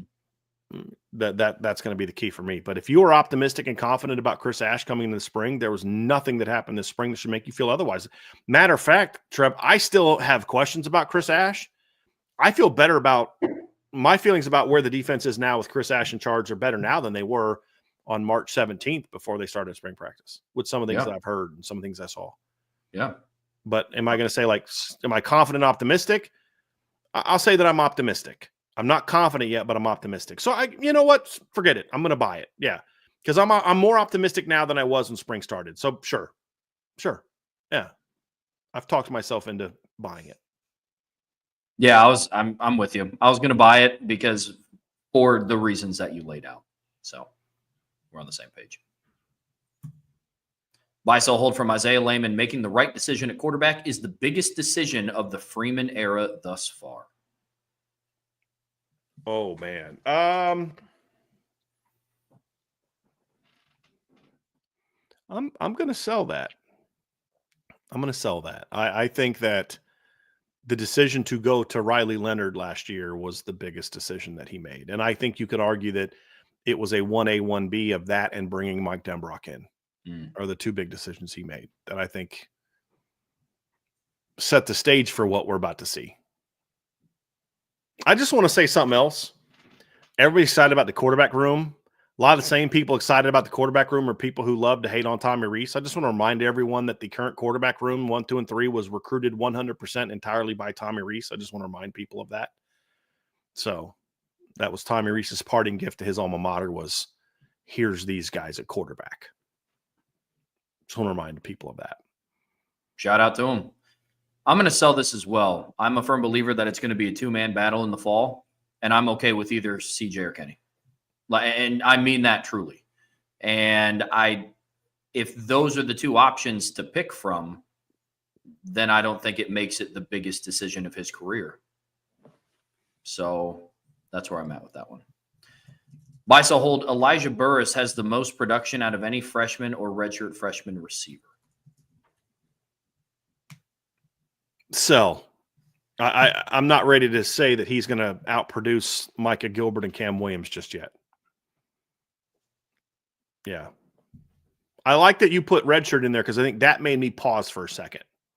Those freshmen, it's like a no-brainer. You have Jerome's not ready, and Scrap Burgess needs a year to even learn how to play the position. I liked what I saw from him athletically in this scrimmage, but you could also see he's still very raw. Mm-hmm. But redshirt freshman, boy, that one I'm not quite ready to go there with you yet. Because I don't know if you'd feel this way if Micah Gilbert wasn't hurt during the spring. That's my differentiating factor, if I'm being honest with you. So, yeah, I'm going to sell it too. Buy, sell, hold from Isaiah Lehman. Kedron Young forces himself onto the field this year. Oh, yeah. Buy. Yes. Absolute buy. Buy, sell, hold. One of CJ Carr or Kenny Minchey is a top 8 most talented quarterback in the country.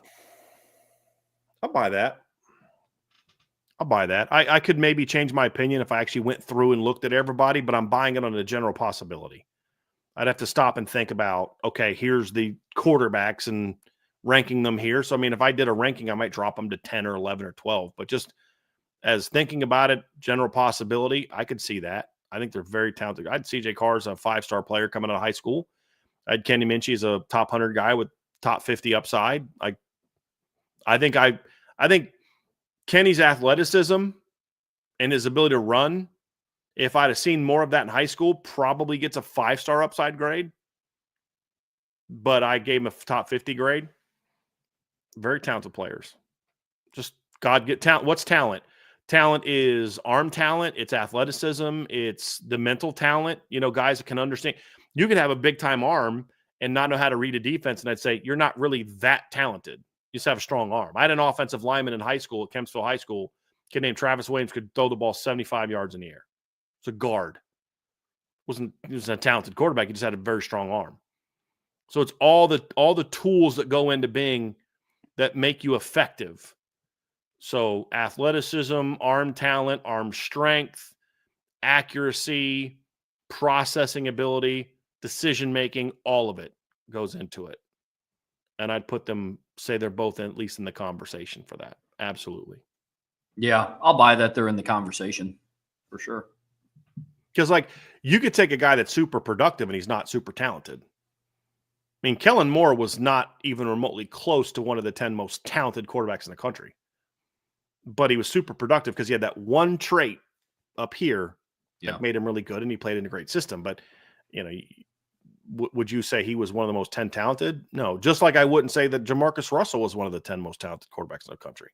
Because he had the big – he's the polar opposite to Kellen Moore. He had the big-time arm, but that was it. Yeah. Yep, for sure.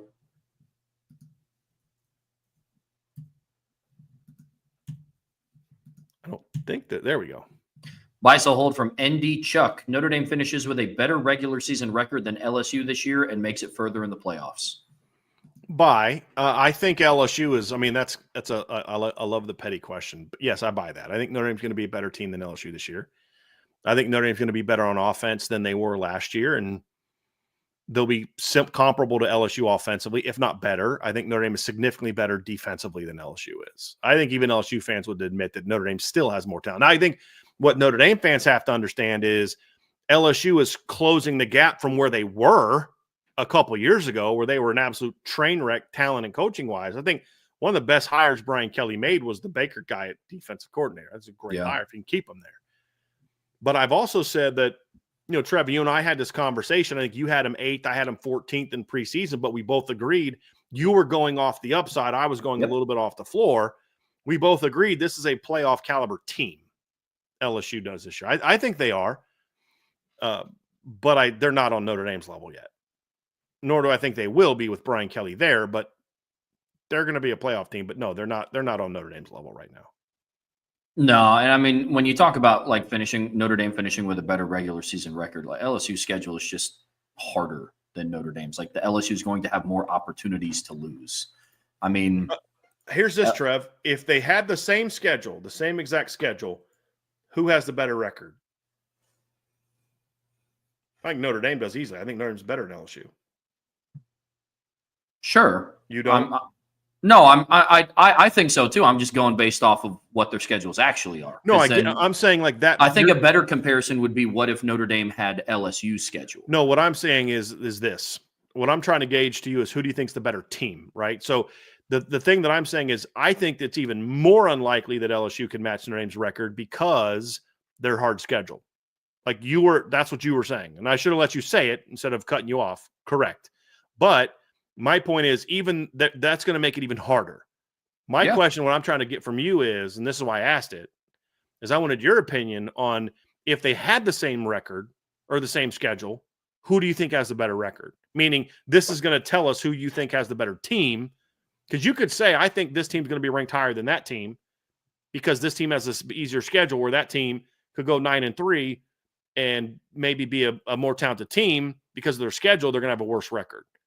So that's what I'm trying to find out from you is if they had the same exact schedule, who do you think has a better record? I think Notre Dame does. Like, I think Notre Dame's a better team, which I was getting to.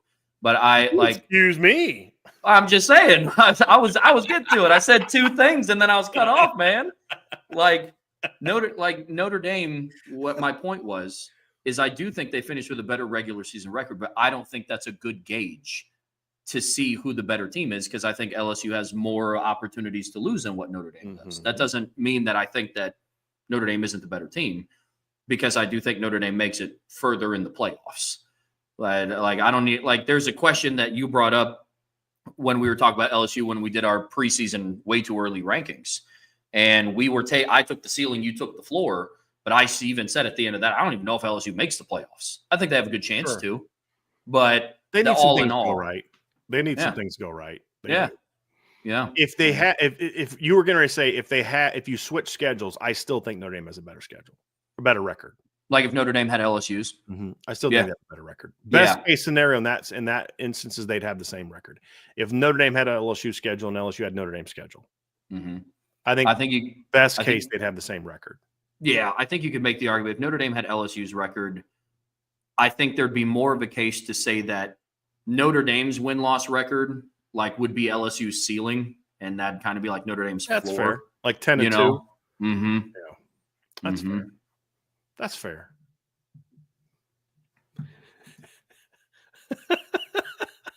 I love it. I loved it. That was awesome. Buy, sell, hold from Crable. Jason, and I would love a Snickers bar. I am starving, by the way. Yes. But buy, sell, hold from Crable. Jason Onye will play with an All-American level intensity and energy and will be a day 2 NFL draft pick in April of 2026. I can't really speak to the NFL thing because I'm not an NFL draft guy. So I can hope by that one, but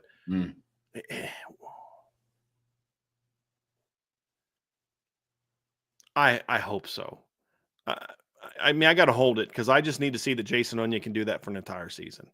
Will there be times this year that he'll play with All-American level and intensity? Sure. I mean, I saw some series like that last year, but he's got to show it to me. Like, it's great that he did really well in practice and stuff, but no, I got to see it. I got to see it first. I'm going to hold that just because I need to see him show that to me. And if I had to pick one of the two, I'd probably go sell. Because again, Trev, this is definitely one that is a show me type of thing.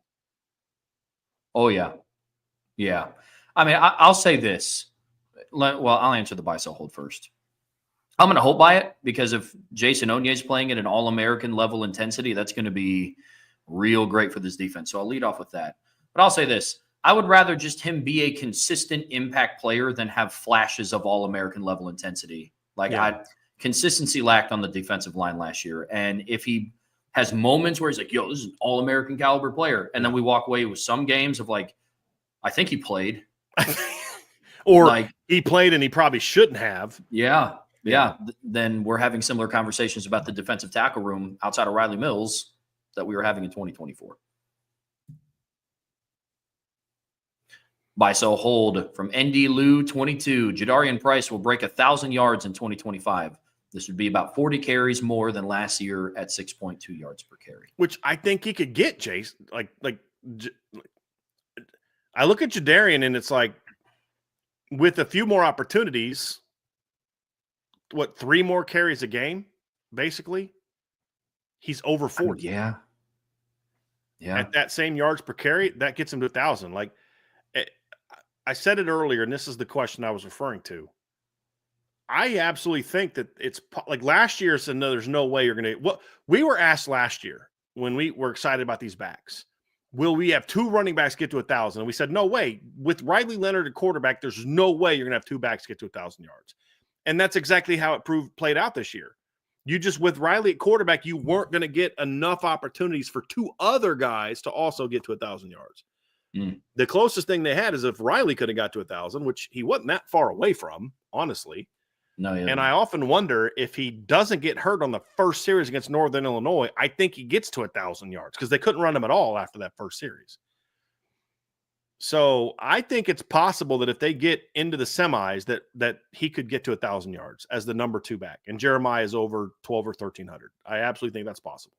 Regular season, 13 games, no, I don't think they'll get to that. But over the course of a 14, 15 game season, I absolutely think, because I also think, Trev, that if the offensive line is as good as we think it's going to be, he will be above 6.2. Yep.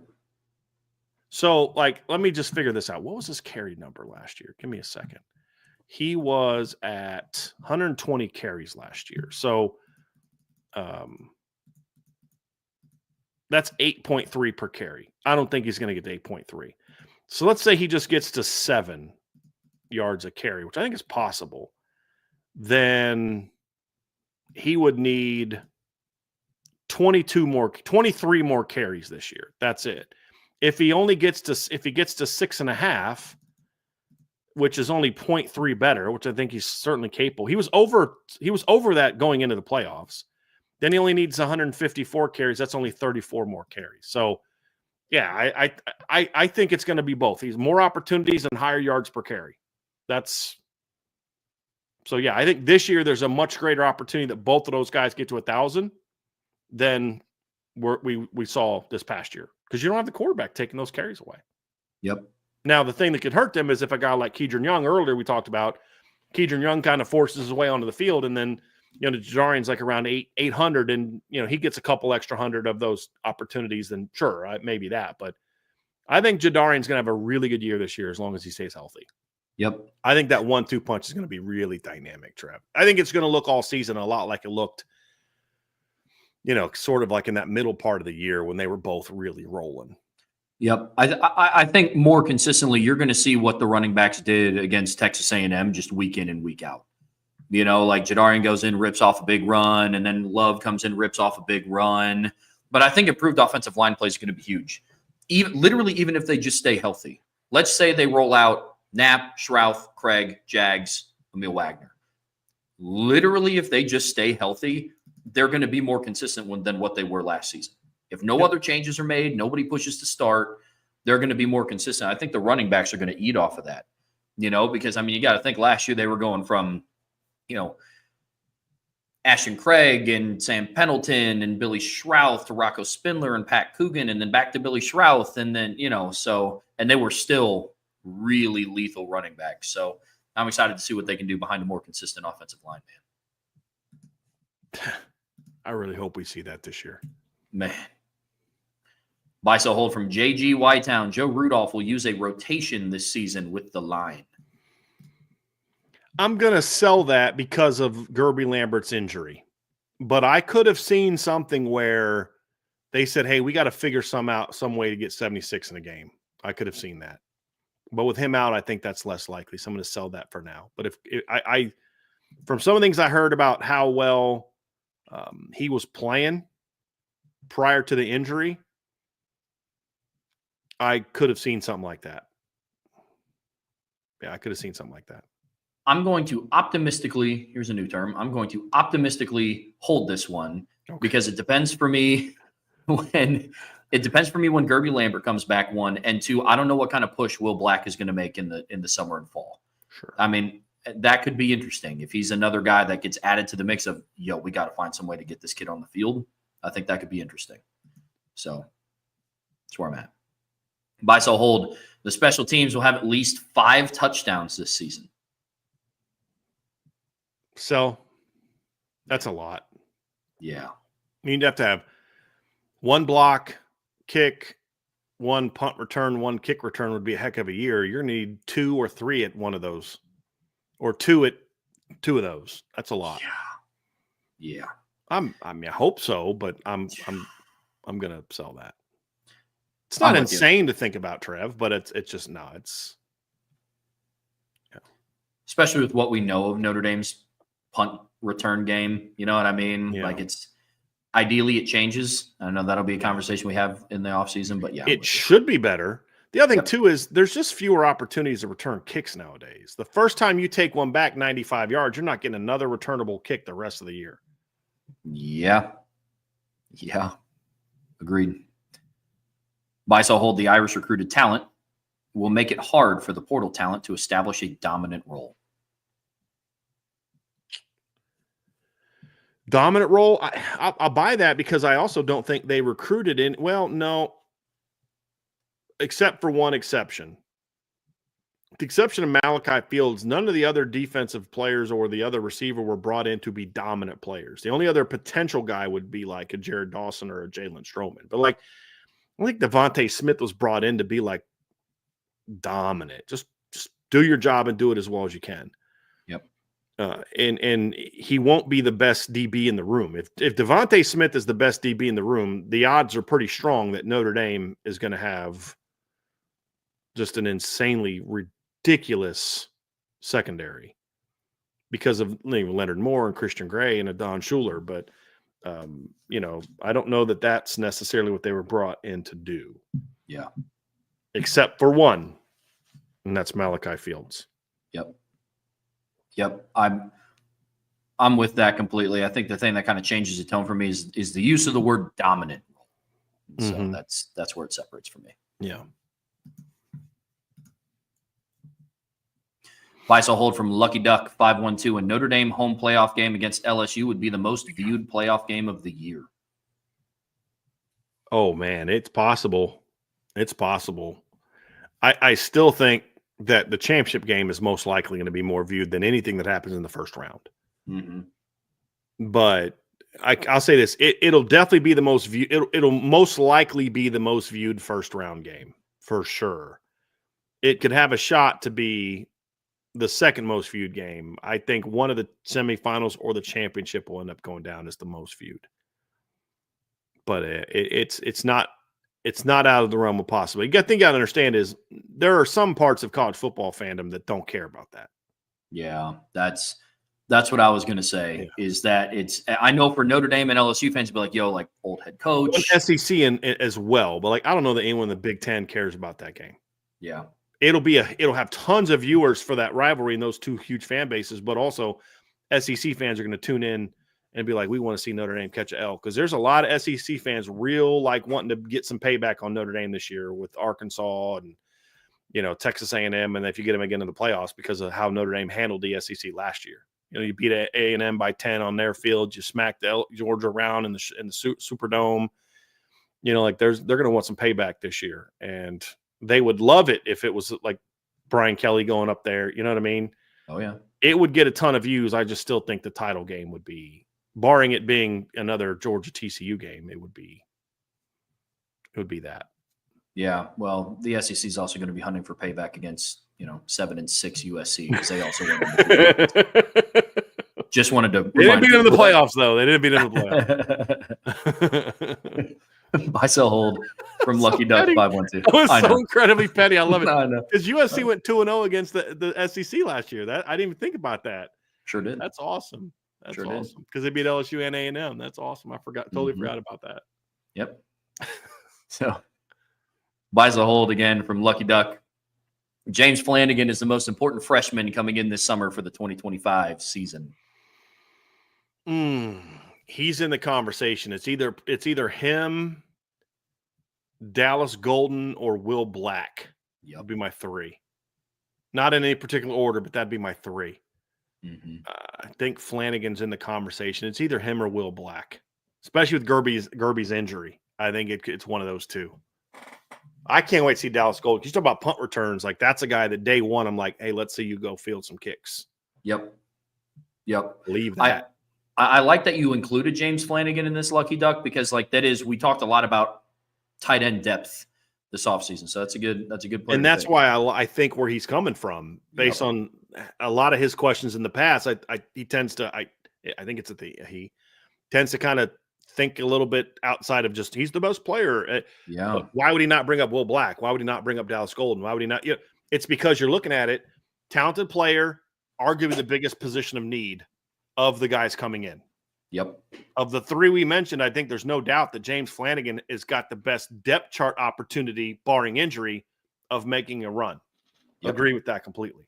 So I like where he's coming from on that one. Yeah, me too. That's solid. I like that. Buy, sell, hold again from Lucky Duck. The SEC will not have a team play in the national championship again this season for the third consecutive year. I'm going to sell that. I think this year you'll have an SEC team in the title game. Just because I do think there's some SEC teams. Like I said, Trev, I don't know why anyone was shocked that the SEC didn't have a team in the title game last year. I mean, we said before the season, this is a down year for the SEC.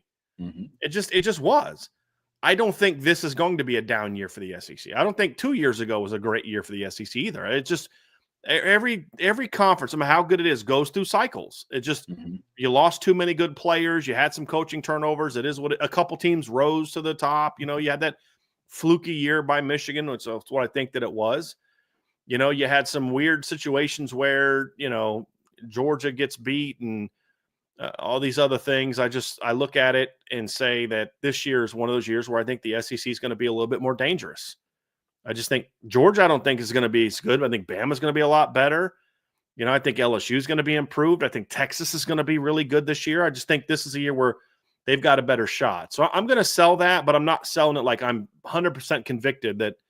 And I also think that I don't know that Ohio State's going to be still very good. I think Ohio State's going to make the playoffs again, but I don't think Ohio State's going to have the team that they had last year. Yeah. You know, but so I think there's a better shot that happens. Yeah, man. I mean, it all goes in ebbs and flows. And right now for the SEC, they're in a prime spot to do it.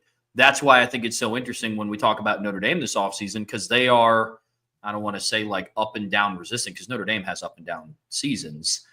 But now with what Marcus Freeman has done with recruiting and how he's built his team, conferences like the Big Ten and the SEC kind of have to say like, okay, the Big Ten's having a down year, but Notre Dame is still good. Mm-hmm. You know, and that's what I think is interesting. You know, as of right now, based on how the rosters are built out, the SEC, legitimate playoff threats for them are out of the Big Ten, Ohio State and Penn State. And that the list honestly might end there. Of teams that are playoff teams, or like that could contend for a national championship again. I think Oregon potentially, if a couple of their portal guys pan out and if Dante Moore can kind of get rolling quickly. I think Oregon's going to I don't think they're going to be quite as good as they were last year, but I won't be shocked if a couple things go right and they are. I would just throw them in there, Trev, but you're correct. I don't think this is like, and I don't even know that Ohio State's got this. I don't know that Ohio State has championship type of season either. You're losing both coordinators and all those players to the point you were making earlier, you know, about that. I think Ohio State is still my number one preseason, but I don't see them being number one at the end of the season. Sure. So, but that also, like you said, Trip, that factors into why I think the opportunity is opening up for a potential year where the SEC makes a deeper run. It's a great point. It's a great point. Buy, sell, hold. Auburn, Tennessee, and LSU all lose their week 1 games. So real quick, I think it was D-Troll Hunter who put in one that said Syracuse is going to beat Tennessee in week 1. And at the time, I was like, dude, there's no way. And now with all this Nico stuff, you're like, yep. All right. Could happen. All right. Yeah. Auburn plays at Baylor. I'll buy that one. Tennessee plays at Syracuse. Well, no, I'm going to rephrase. Tennessee and Syracuse play each other in Atlanta, neutral field. Syracuse just lost their best receiver. They lost the starting offensive lineman. They've got a new quarterback. Yes, this Nico stuff is concerning, but it's still in Atlanta, and Tennessee still has everybody else coming back. So I'm going to sell that because I don't think Tennessee is going to lose to Syracuse. It's possible, but I don't think that they will. I also think that this could end up being something that galvanizes that football team. Yeah. At least early in the season. Yeah. And I do think LSU loses to Clemson at Clemson. So I think they'll lose 2 of those 3, but I don't think they're all going to lose, so I'm going to sell that. If the game was at Syracuse, then I'd say Syracuse have a shot to win. But I don't see Syracuse going down to Atlanta and beating Tennessee. So I'm going to sell that because I think Tennessee wins. But to your point, Trev, it's not guys, come on. This is a no-brainer. Tennessee's going to win. Yeah, It's going to be interesting. That LSU-Clemson game is going to be fun, man. Oh, yeah. That's going to be fun. Oh, yeah. Buy, sell, hold from Rudy Wave 84. Marcus Freeman emphasizing quarterback decision-making during spring ball when asked about it during the blue and gold game is a sign that Notre Dame starter won't necessarily be the most physically gifted, but the one who best protects the ball and runs the offense efficiently. sell that, because I think if that were true, I think they would have Steve Angeli number one. Yep. So I'm going to sell that. I think his focus is on I could argue that his emphasizing decision making is just more and more and more trying to push those younger players to get where they need to be. Yeah. Some of it too is, we go back and we watch the film from last season and all the missed opportunities that Riley Leonard had downfield. I mean, like that factors into decision making. Trev, if they wanted to play the best decision maker last year, Riley Leonard's not starting quarterback. No. No. So I just think in this case, I think they're best decision makers. I think he knows that ultimately the other two kids have the talent that's superior, and that with more experience will quickly surpass from a decision-making standpoint. Mm-hmm. That's what I think it comes down to. Mm-hmm. Buy, sell, hold from Riker Ferg in last week's episode of Thank You, Sir, I Want Some More. Nico, not even going to try the last name, sat out to get more McDonald's bag. Is it fair or foul to say the Nico situation, given the profile of Nico, is the first domino effect of more holdouts similar to Nico's to a point where CBA is coming within 5 years? I think it's fair. Ayama Leava. Did I get it right in the chat? Sounds great to me. Okay. Fair or foul to say that Nico's, this is kind of a question, not a mailbag. Is it fair or foul to say that Nico's situation is the first domino effect of more holdouts? We talked about this the other day. I'm selling that. Look, I don't think there's going to be a lot of what his situation is.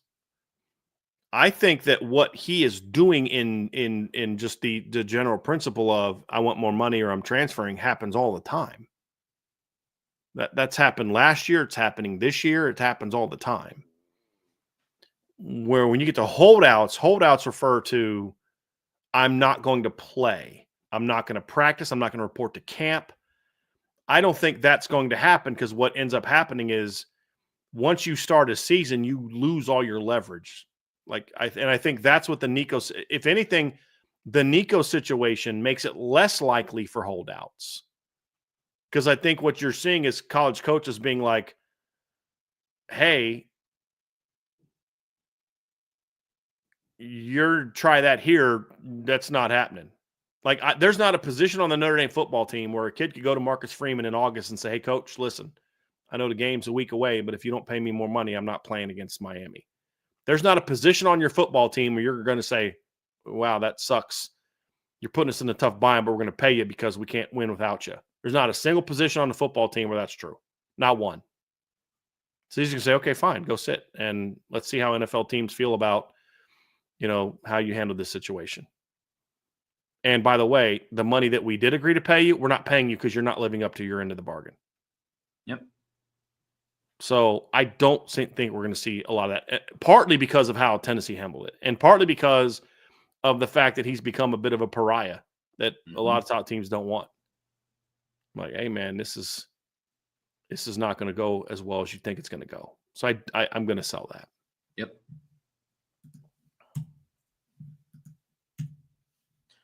Hold on.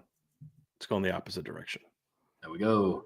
Buy, sell, hold from Riker Ferg. It's a bad idea for Travis Hunter to be only interested in playing for NFL teams if he plays both ways.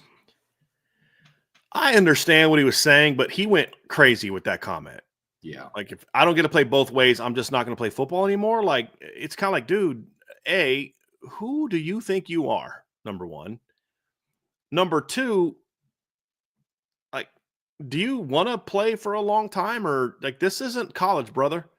This isn't the Big 12. This is the National Football League. Like, you're $185. I mean, he's not a real big guy. So, I think it would be for me is if I'm a team that drafts him, like you can play both ways, but just understand you're not playing both ways the way you did in college.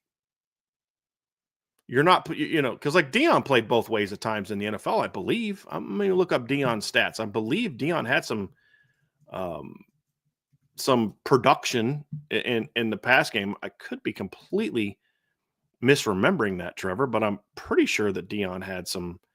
Yeah, Deion caught 36 passes for the Cowboys for 475 yards. So, I mean, it's not like no one's ever done it.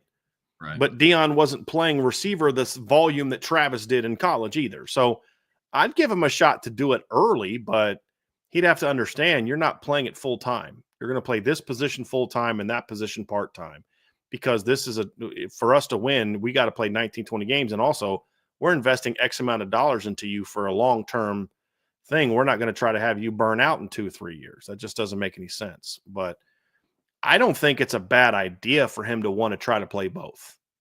I don't. Because think of the value he's creating for himself financially if he's able to do both effectively. You're a team that needs a third, fourth receiver and a corner, and he's a free agent. You literally just got 2 guys with 1 player. And you don't have to pay 2 players. Or if it's vice versa, a nickel corner and a full-time receiver, and you need both, and you can buy them in 1 contract. Like, he creates a great value if he can do it in that type of capacity. He's not going to be full-time at both for very long, in my opinion. I think he can hold up at it. So it's not a bad idea. It is a bad idea for him to do it to the threatening manner in which he did. Like, I'll quit football. I don't think that was advised. But I do think he's creating value for himself by saying, I can do both of these things. Because you know who else can do that right now? Nobody. I don't know if anybody in the NFL, you watch it more than I do, Trev. I don't know if anybody in the NFL right now is playing both ways. None that I can think of off the top of my head. My biggest thing, I'm not saying that he can't, but, dude, going from the Big 12 to the NFL is a big jump, man. I mean, we talk a lot about how the Big 12, one of the reasons why it's so competitive is they don't have that, like, top-level talent in some of those teams that, like, the SEC has, the Big 10 has. I mean, Deion was able to do it because he went to college at, Florida State in the 90s? Like. Do what, in the NFL?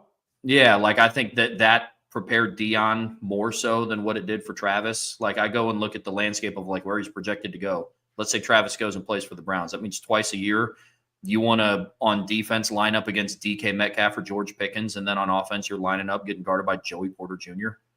And, like, you think that you can do that every year? Like, I'm sorry, man. Like, I don't see that. I could be wrong, and I hope that I am. I never hope for somebody to not be good. But I think it's just it's a different game when you get to that level. I've always said that I think Travis should stick to one side and really develop there. I agree with you that on paper it does provide great value for teams that are in that situation. That's absolutely true. Mm-hmm. But I think it's a big if he's able to do it both at a high level. Yeah, and I don't think he can do both at a high level full time. Yeah. Yep. Buy, sell, hold from Bayside Tiger 6. Notre Dame is keeping more players who don't start this offseason because of the amount of injuries in 16-game season in 2024. I don't think that's why they're doing it. I think that's why they want to do it. I mean, that's you don't want to lose anybody. I mean, I think Cal wanted to keep all 5 of their running backs. It doesn't mean you can. I think they're keeping more of their players because it's a culture that players want to be a part of, and also because Notre Dame is stepping up and doing what they need to do for the most part with NIL. So I think those 2 things factor in. Plus, you've got a lot of the kids staying because they want to get a degree. Mm-hmm. So, yeah. I think that's the reason why they want to keep. I'll buy that. That's the reason why they want to keep all their players. Yep. It's because they want to have the depth for a full season. Offense, defense, special teams. Yeah. Buy, sell, hold. USC starts the season 5-0, but body blows and back-to-back losses to Michigan and Notre Dame lead them to a 3-2 stretch at the end of the season. I think the 5-0 we agreed on, Trev, didn't we? When we went through USC's start to their season, didn't we have them 5-0? Let me see here real quick. 2025 schedule. I think I remember us saying we thought they could start 5-0. Yeah. So they got Missouri State, Georgia Southern, Purdue, Michigan State, Illinois. We said worst case in that scenario, you should be 4-1. Yeah. But let's say they go 5-0. And then what did he say about the Michigan? Okay, back-to-back losses lead them to a 3-2 stretch. So they play 5 games after Michigan. What he's saying is, okay, let's see, 5 after. So, okay, so you go 5-0, then 0-2, so 5-2.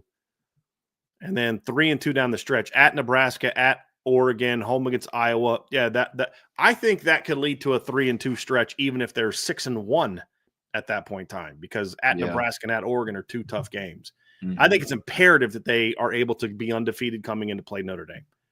I think that's going to, they have to, because it's going to be tough to finish the season without any losses after Notre Dame. When you got to play at Oregon and at Nebraska, and you also get Iowa home, I think that could be tough. Yep. That could be tough. Agreed. Buy, sell, hold. You have to buy one, sell one, and hold one. Coaches who will have a 3rd season with their new team. Bill Belichick, Scott Frost, Bronco Mendenhall. Where'd Bronco go? Did he go to Utah State? Let me look up this real quick. He is at Utah State. So that's more his wheelhouse. So I'm buying the heck out of Bronco being there for 3 more years. I think he took the UVA job. It's a Power 5 job. He got money, and I think he was just like, dude, this isn't my style. I'm not an East Coast guy. This is not my kind of academic institution. He's a Utah guy. I just think this is more his wheelhouse. He's a West Coast guy. I just think Virginia was a fish out of water. As I say all the time, coaches got to know where they fit, man. It's like I've talked about Tom O'Brien just going to NC State. No. Randy Edsall going to Maryland. No, bro, don't do it. I think that Bronco, this is where he fits. And I think it's at the age now where I don't think he cares about being at a Power 5 school anymore. I think he just wants to go coach football. And you have to deal with as much of the stuff that you got to deal with the Power 5 schools. I'm going to hold on Scott Frost, and I'm going to sell with conviction Bill Belichick making it to 3 seasons in North Carolina. We're in the exact same boat. Smart man. I have my moments. Buy, sell, hold from Teach Like a Champion. At least one of the current players who are in contention or leading for Tiki Hola, Osborne, O'Brien, Bonner, or Finley will commit before their commitment date if they have one, or have a surprise commitment like Frazier. Will commit publicly? Yeah, they're not leading for Brian Bonner. Hola's got a date set. I think he commits on that date. Osborne's got a date set. He commits on that date. Does O'Brien have a date set? I don't think he has a date set yet. I don't think he does. But he's talked about July, August. Finley, I don't think he has. I'll buy that one of them does that beforehand. Yeah, I'll buy that. Sweet. Buy, sell, hold. Before the end of the summer, Notre Dame will be up to 17 commitments. Buy. I think he means minimum, right? I assume that's correct. I would assume, yeah. Like, I'm not selling if I think they're 19, right? Like, I just want to make sure we're buy selling only on the correct premise. Like, sell, you idiot! They're going to be an 18.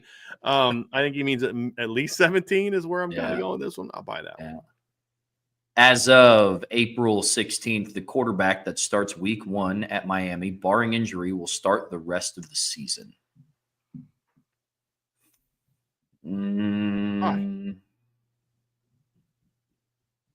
Yeah, barring injury, I think who starts week 1 will start the rest of the season. If I thought Steve Angeli was going to start week 1, then I'd say sell, but I don't think he will. I think it's going to be CJ or Kenny, and I think whoever plays well enough to win that job is going to get the grace to grow into the job, and barring injury, I think that guy keeps the job. So I'll buy that. I got the sense that maybe you were thinking about selling that. No, I read it wrong. I thought they were talking about the starting quarterback at Miami. Like, yeah. Oh. Yeah. So I mean, like the quarterback that starts week 1 at Miami. Okay, I mean, that could be what he means, Trev, is like, so because I don't know that Carson Beck's going to start week 1, and if he does, I don't know that he's going to finish the season. So if he's talking about for the Hurricanes, then I could buy that. Or I mean, I could sell that. Yep. I just read it wrong. But yeah, if we're talking about it through the Notre Dame lens, I'm going to buy it. Barring injury, I think whoever gets named the starter. We saw that last season that, Marcus Freeman views it big picture. He was willing to ride out with Riley Leonard even after the Northern Illinois loss. So that I buy. But if we're talking about the Hurricanes, I'm going to sell it because I don't even know if Carson Beck is going to be the starter week 1. So I'm at that. Buy, sell, hold from BK's personal chef. Clemson at 10.5 regular season wins, not counting the conference championship. I buy that. I think Clemson's got a chance to be really good this year. Yep. I say it all. It's all comes down to that first game. If they win that first game, this is an easy buy because it's going to, for one, it just makes it easier with the schedule they've got coming up to have 11 or more wins. But number two, for them to beat LSU, I think they've got to be a pretty good football team. I think they beat Troy. I think they win at Georgia Tech. I think they win against Syracuse. I think they win at North Carolina. I think they win at BC. I think they win against SMU. I think they win against Duke, Florida State. Then two of the last three are where it gets kind of hairy. If you've got a loss to LSU, you've got to win at Louisville and at South Carolina. You've got to win you got to win both of those if you lose to LSU. And I think if they beat LSU, you just got to go 1-1 in those games, and you're 11-1. That's what I think. I also think if they beat LSU, that might give them the confidence that they need to kind of get back to being the Clemson that we remember. Sure. I'm not saying they're going to go on that run, but the last two seasons, especially last year, the SEC kind of had their way with Clemson. Georgia decimated them. South Carolina beat them at home. Texas beat them in the playoffs. So that could be a huge kind of rallying cry to, hey, like we might be doing something. Yeah, and that's like, to me, Trev, if they beat LSU, to your point, they may lose to one of Louisville or South Carolina, but they're not going to lose to both. Yep. I also think if they're not good enough to beat LSU at home, I don't know if they're good enough to beat both Louisville and South Carolina. That's where I think we're on the same page. That's why that first game is so huge. Yes. Yep. Buy, sell, hold Kansas State at 7.5 regular season wins, not counting the conference championship. I mean, I think they're over that. Yep. And Arkansas, I think they're under that. Yep. Buy, sell, hold. A combination of Will Pauling, Elijah Burris, and Jordan Faison will go for 1,000 receiving yards. Buy. Yeah, I'll buy that. Yep. I mean, if Will Pauling's at 400 and Jordan Faison's around 400, Elijah Burris only needs to get to 200, and then anything like I could buy that. Yep. Buy, sell, hold. Any two of the following teams are in the second round of the playoffs: LSU, Ole Miss, Tennessee, Michigan, the Big 12 champ, Clemson. I'll buy that. Yeah. Because I think Clemson's in there. I think Clemson could be in there just because they get a bye to be there. And I could see I think the Big 12 champ is also getting a bye. So I buy that just right there. Forget any of the SEC teams. I buy that, which is the Big 12 champ look, Big 12 champ got a bye last year. The ACC champ did not. But the ACC champ had 3 losses. I don't think they're going to be that. And I don't think there's going to be a group of 5 team that's as good as Boise State was, which bumped them down as well. So I'm going to buy that. And then if one of them doesn't, then I wouldn't be shocked if one of LSU or Tennessee is, in the second round. A little bit more so Tennessee right now, but I wouldn't be shocked if LSU and one of those other two is. But yeah, I think just off the Big 12 champ at Clemson alone. Yep.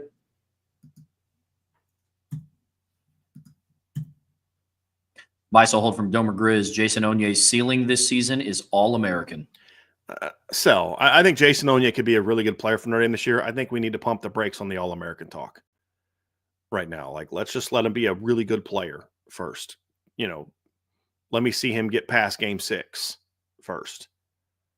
So, I'm excited about what Jason has done, but let's take a deep breath and let him keep working his way back and getting right and proving that he can be a consistent football player for Notre Dame before we start talking about him being an All-American. Yes. Buy, sell, hold from KMO 2111. The same quarterback starts every game this year, assuming no injuries. Buy, sell, hold. Jadarian Price and Jeremiah Love will play their last season for the Irish in 2025. This goes back to the earlier question. Buy. I think if Jadarian Price gets over 800-900 yards this year, he goes pro. That's a lot of. That's really good. He'll have. Let's say he rushes for 900 yards. He'll have over 1,600 yards for the season. He'll be up over 1,800 yards for his career. He'll have kick return value. He'll have 14, 15 touchdowns at least. That's, you're going to come back for a 5th year. I don't know that he comes back for a 5th year with all that tread on his tires, rushes for 1,300 yards, and all of a sudden he gets drafted higher. I think any benefits to his game that he gains from coming back for a 5th year get negated by people starting to pick apart his game and the extra tread on the tires and all. I think if they both go over 900 yards, I think they're both gone. Yep. And I think that's a good thing for Notre Dame. Honestly, I do. Like, think about what that says for Notre Dame. We can have two running backs come out in the same year and both get drafted somewhat high. I think the one thing for Jadarian, the big thing for him to improve his draft stock, and this is what I do know about the NFL, he's got to prove to be more of a weapon in the pass game, not just as a pass catcher, but a pass blocker. That's the part of his game in the spring game that I was disappointed in. He still needs to get better as a pass blocker. You got to at least be able to do that in the NFL. Agreed. Buy, sell, hold. Mike Mickens will become defensive coordinator at another program next season. I'm going to hope sell that one because I'm hoping he's the D coordinator of Notre Dame. Here's my strategy, okay? Here's how it works out in my head. All right. Notre Dame goes out this year, goes 16-0. Chris Ash has an absolutely lights-out defense, and the NFL comes calling for him, and Mike Mickens steps into that role. How about them apples? Love it. I'm going to hope by that question and that scenario. Exactly right. There's no downside to any of that. Buy, sell, hold from Jake8589. The implementation or use of more zone defense will help to make their man-to-man coverage even more effective, as it will be giving opposing offenses more to prepare for. As long as they can execute both at a high level, I buy that in theory. It just comes down to, can you execute it at a high level, especially with some relatively young players in certain spots. Yeah, but I buy that in theory, Jake. Agreed. Yeah. Buy, sell, hold. There will be a Notre Dame defender who ends up with double-digit sacks for the regular season prior to any potential playoff games. Sell that. I mean, I don't know that they're going to have one for the entire season. I'm going to sell that for the regular season. I hope I'm wrong. I would love to be wrong about this one, but I think it's going to be kind of like when we talk about pass catchers. I think that you're going to see the sacks kind of get spread. You're going to have linebackers getting sacks, D tackles getting sacks, Bryce Young and Boubacar battling. And I think for at least half the year, Boubacar is going to be on a pitch count. Yeah. I think it could be a scenario where we look back at the end of the regular season and we say, hey, there's like 4 or 5 guys with like 6 sacks. Like I could see that more than like one person being at 10 at the end of the regular season. Wouldn't be opposed to either, but yeah, this will be a very interesting thing to evaluate in 2026. Oh, yeah. Buy, sell, hold. Both Love and Price will rush for at least 1,000 yards during the regular season prior to any potential playoff games. Asking because I believe last year that both running backs for Penn State had over 1,000 yards prior to the playoffs. Doesn't appear from what we've heard that Juwan Sider will rotate backs quite as much as Dylan McCullough did. That's not accurate. Penn State's backs did not have 1,000 yards by the regular season. Nicholas Singleton only finished. I don't think either one of them had 1,000 yards by the end of the regular season. Actually, I'm going to go back and look at this, but because they played 3 games. So he says regular season, right, Trev? Do we count the Big Ten championship as regular season? I don't. I count that as postseason. So just even if you count that, let's just for a second here count the regular season. Nicholas Singleton at the end of the year, at the end of even the Big Ten title game was at 928. And heading into the playoffs, Katron Allen was at 892. So neither one of them had 1,000 yards even after the Big Ten title game. Because they only finished with Nicholas had 1099 and Katron only had 1108, and he had 134 against Boise State. So he didn't go over 1,000 yards till the Boise State game. And well, actually, they both went over 1,000 yards in the Boise State game. But Nicholas Singleton was barely over 1,000 coming in the Notre Dame game, and he rushed for 84 against Notre Dame. So I'm going to sell that. I'm also going to sell it for all those reasons. And I think Juwan Sider, if he had an Aeneas Williams, Kedron Young, Jabron Payne, Nolan James type of running back behind those two at Penn State last year, I think he would have seen more rotating. I think he just does a really good job with what he has. He's rotated more than 2 running backs in his career. He's done that before at Penn State. So, yep.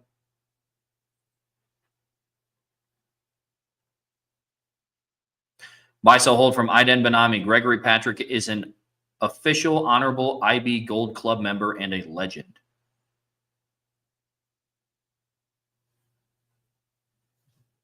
His dad is. This is in reference to his dad going after E.J. Holland. His dad is an official honorable IB Gold Club member and a legend. Yes. Yes. Yep. Mr. Patrick is. Look, and the reason I want to make sure that I say that is because Gregory didn't get into that beef. Gregory has just gone about his business. That's his dad chose to have that spat. I don't want to put Gregory into that conversation. Like that's between his dad and EJ. And his dad, good for him. It needed to be said. Yeah. Absolutely. Buy, sell, hold. There is one or more players on Notre Dame's current squad you'd pay $2 to $4 million for.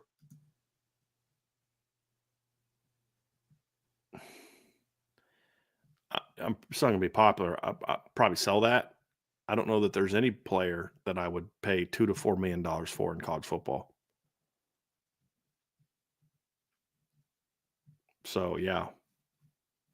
But in the current landscape, taking out my personal thing, just in the current landscape, is there more than one player that in the current landscape is worthy of that? Absolutely. I think you have arguably the best running back in college football coming back next year, and arguably the best cornerback coming back in college football next year.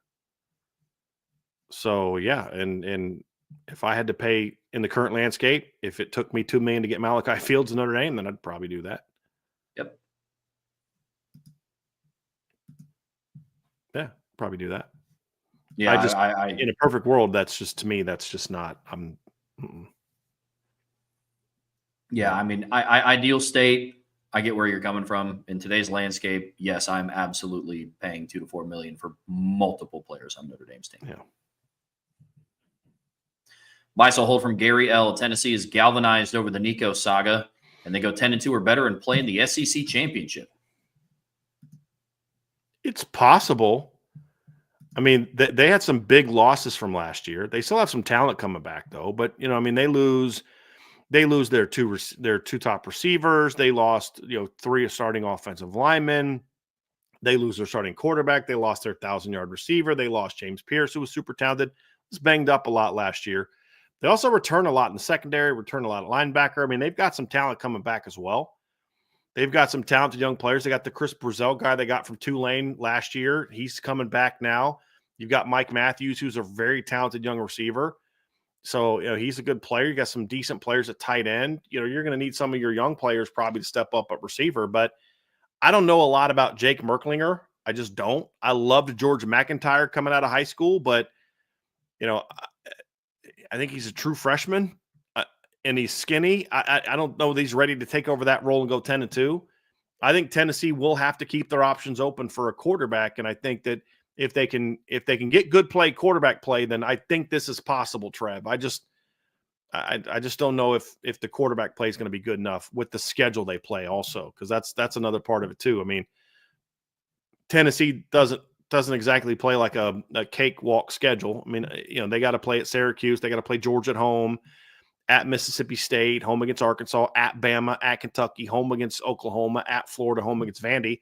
That's not the kind of gauntlet that some of the other SEC teams have to play, but that's like anytime you've got Florida, Georgia, and Alabama on your schedule, that's not a cakewalk. Are they capable of going 10-2 if they get good quarterback play, like just solid quarterback play, just like last year? Yeah, they're capable of it, especially since this could potentially serve as a galvanizing thing. I just don't know that Josh Heupel's capable. Can we have a real conversation about Josh Heupel's ability to build a culture for a football team and how he has yet to prove that he can do that? I mean, this isn't the first time Tennessee's had some issues in the locker room because of players worried about their money. I think that's part of him not able to build the kind of culture you need in all the ways that you build culture. Yeah, that's fair. Yeah, it's definitely fair. Buy, sell, hold from Battle in the Trenches. At least 2 players we saw on offense in the blue gold game work their way into the 2 deep or win a starting spot by the end of fall camp. Take a shot at that one, Trev. Oh, gosh. At least 2 players we saw on offense in the blue gold game. I'm going to sell this. When I go through and I look from who we've seen in the blue gold game, names off the top of my head that I think have a chance to push. Elijah Burris. I think he has a shot at working his way into the 2 deep. It's going to be interesting to see what happens when Micah Gilbert comes back healthy, or if Cam Williams and KK Smith can take that next step. I think that's a factor. But I liked what I saw from Elijah Burris, good Lord, in the blue gold game. A second one, I don't know. Running back, no.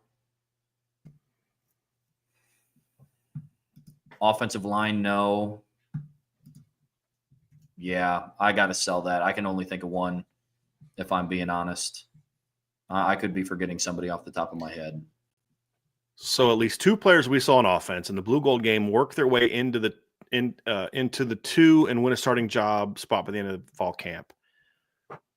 Had Gerby Lambert been healthy this spring, maybe. And I think Will Pauling was with the first group, right? So I'm going to sell as well, but I think there's a chance at it that it could happen. But I think with Gerby Lambert's injury, it's not going to happen. Yeah, especially with working their way into the 2 deep. The only person that I said potentially that I saw was Elijah Burris. That's not either already currently slotted there or what have you. Yeah. So. Yeah, because 2 deep, I think, is kind of I think Will Black could potentially work his way into the 2 deep, but we didn't see him in the blue gold game. Yeah, that's kind of part of the struggle as well. Sure. Yeah. By so hold, the defensive line will be more disruptive in the passing game by getting their hands up and tipping more than 13.5 passes in the regular season. Yeah, I could see that. I think the length of this defensive line is going to make them very disruptive. Yep, absolutely. Especially along the interior, for sure. Yeah.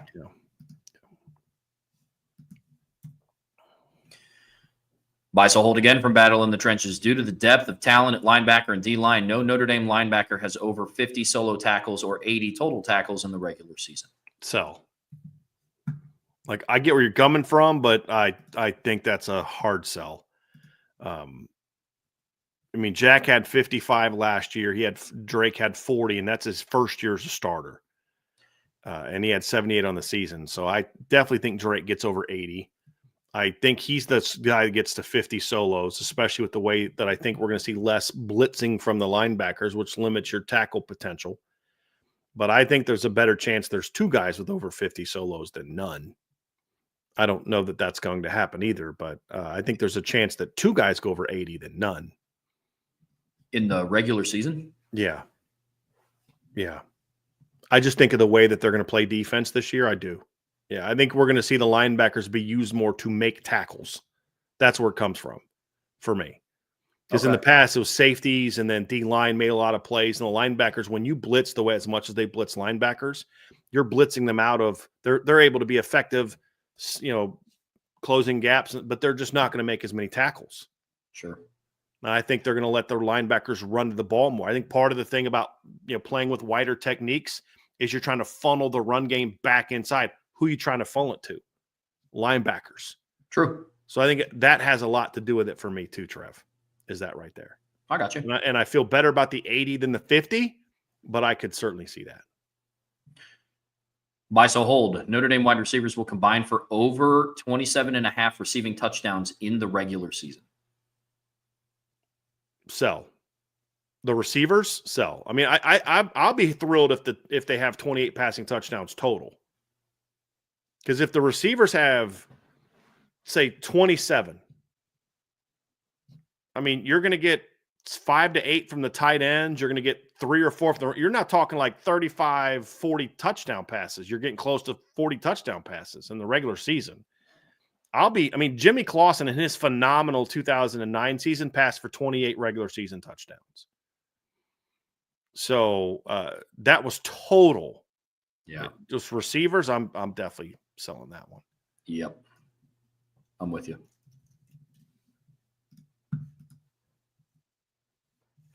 Buy so hold. Economic woes will force a contraction in the NIL space as investors pare back both the appetite and the time horizons for the larger contracts, especially at less endowed universities. Buy. Buy, sell, hold. Notre Dame finishes in the top 10 in sacks and tackles for loss in 2025. If we're talking total, I'd say yes, because they're going to play more games. But if we're talking per game, which is what I think this answer is asking about, I'll say no. I don't know if they're going to be quite there yet. I mean, last year, let's just kind of go to the national ranks here real quick, Trev. Tackles for loss and sacks. Last year, sacks per game, Notre Dame ranked, I could help if I spell Notre Dame correctly, 37th in sacks, and last year in total tackles for loss per game, they were 73rd. That's quite a jump. It's quite a jump, and I don't think they make it. If you look at just raw data, just like total numbers at the end of the season, that's more possible just because they play more games. Because Notre Dame last year finished 14th in sacks, just total sacks. And then last year in tackles for loss, they finished 27th because they played more games. But that's more likely.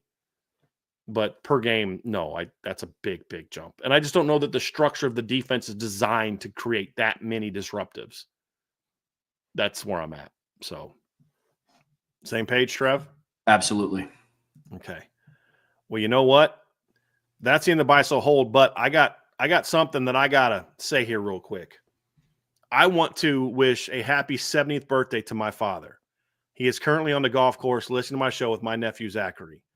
And it's a huge happy birthday to my dad. But also, I'm one of the very fortunate people that did not have to look to sports to find a role model and a hero.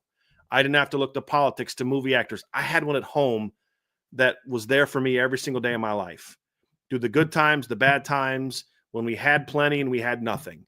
I always knew, no matter what, I had a father at home that loved me. And that is one of the greatest things that someone can have. And I was blessed with that. And I'm so fortunate to have that. And so I wish I could express that type of gratitude every single day. But I thought 70th birthday, he listens to the show all the time. But I am honored to have my dad, Barry, as not just a father, but just a friend. That's been a pretty cool development, but also someone that I've been able to look to as my hero, as my role model my whole life. And I know as I got older, Trevor, I learned how fortunate I was. I just kind of assumed that was there for everybody. As I got older, I realized that wasn't always the case. And, I was fortunate to have two great parents that are still with me. That's also not always a given. And so I just wanted to wish my dad, my mom's birthday was on the 7th. My dad's the 16th. Happy big 7-0. He's down in Florida golfing. But, Dad, thank you very much. I love you. Hope you have an amazing birthday. And thank you for being an amazing dad all these years. I was truly blessed. And I can honestly say, no hyperbole, no false praise because of his birthday. I would not be in this situation if it was not for the way that I was raised, encouraged, sometimes not the kind of encouragement that I wanted, but it was needed, loved and supported, and told that I could do whatever I wanted to do in my life if I just worked at it. And he set an example for it. He drove a UPS truck so I didn't have to. He did all those things so I didn't have to. And I'm very, very lucky. And I wanted to thank you, Dad, tell you I love you, and wish you happy 70th birthday. And you better beat my 16-year-old nephew in golfing today, or we're going to have a conversation. Well said. Happy birthday, Big 7-0. Hope you're down there shooting them straight. Well, Bryan and I will be back here tomorrow at 2 p.m.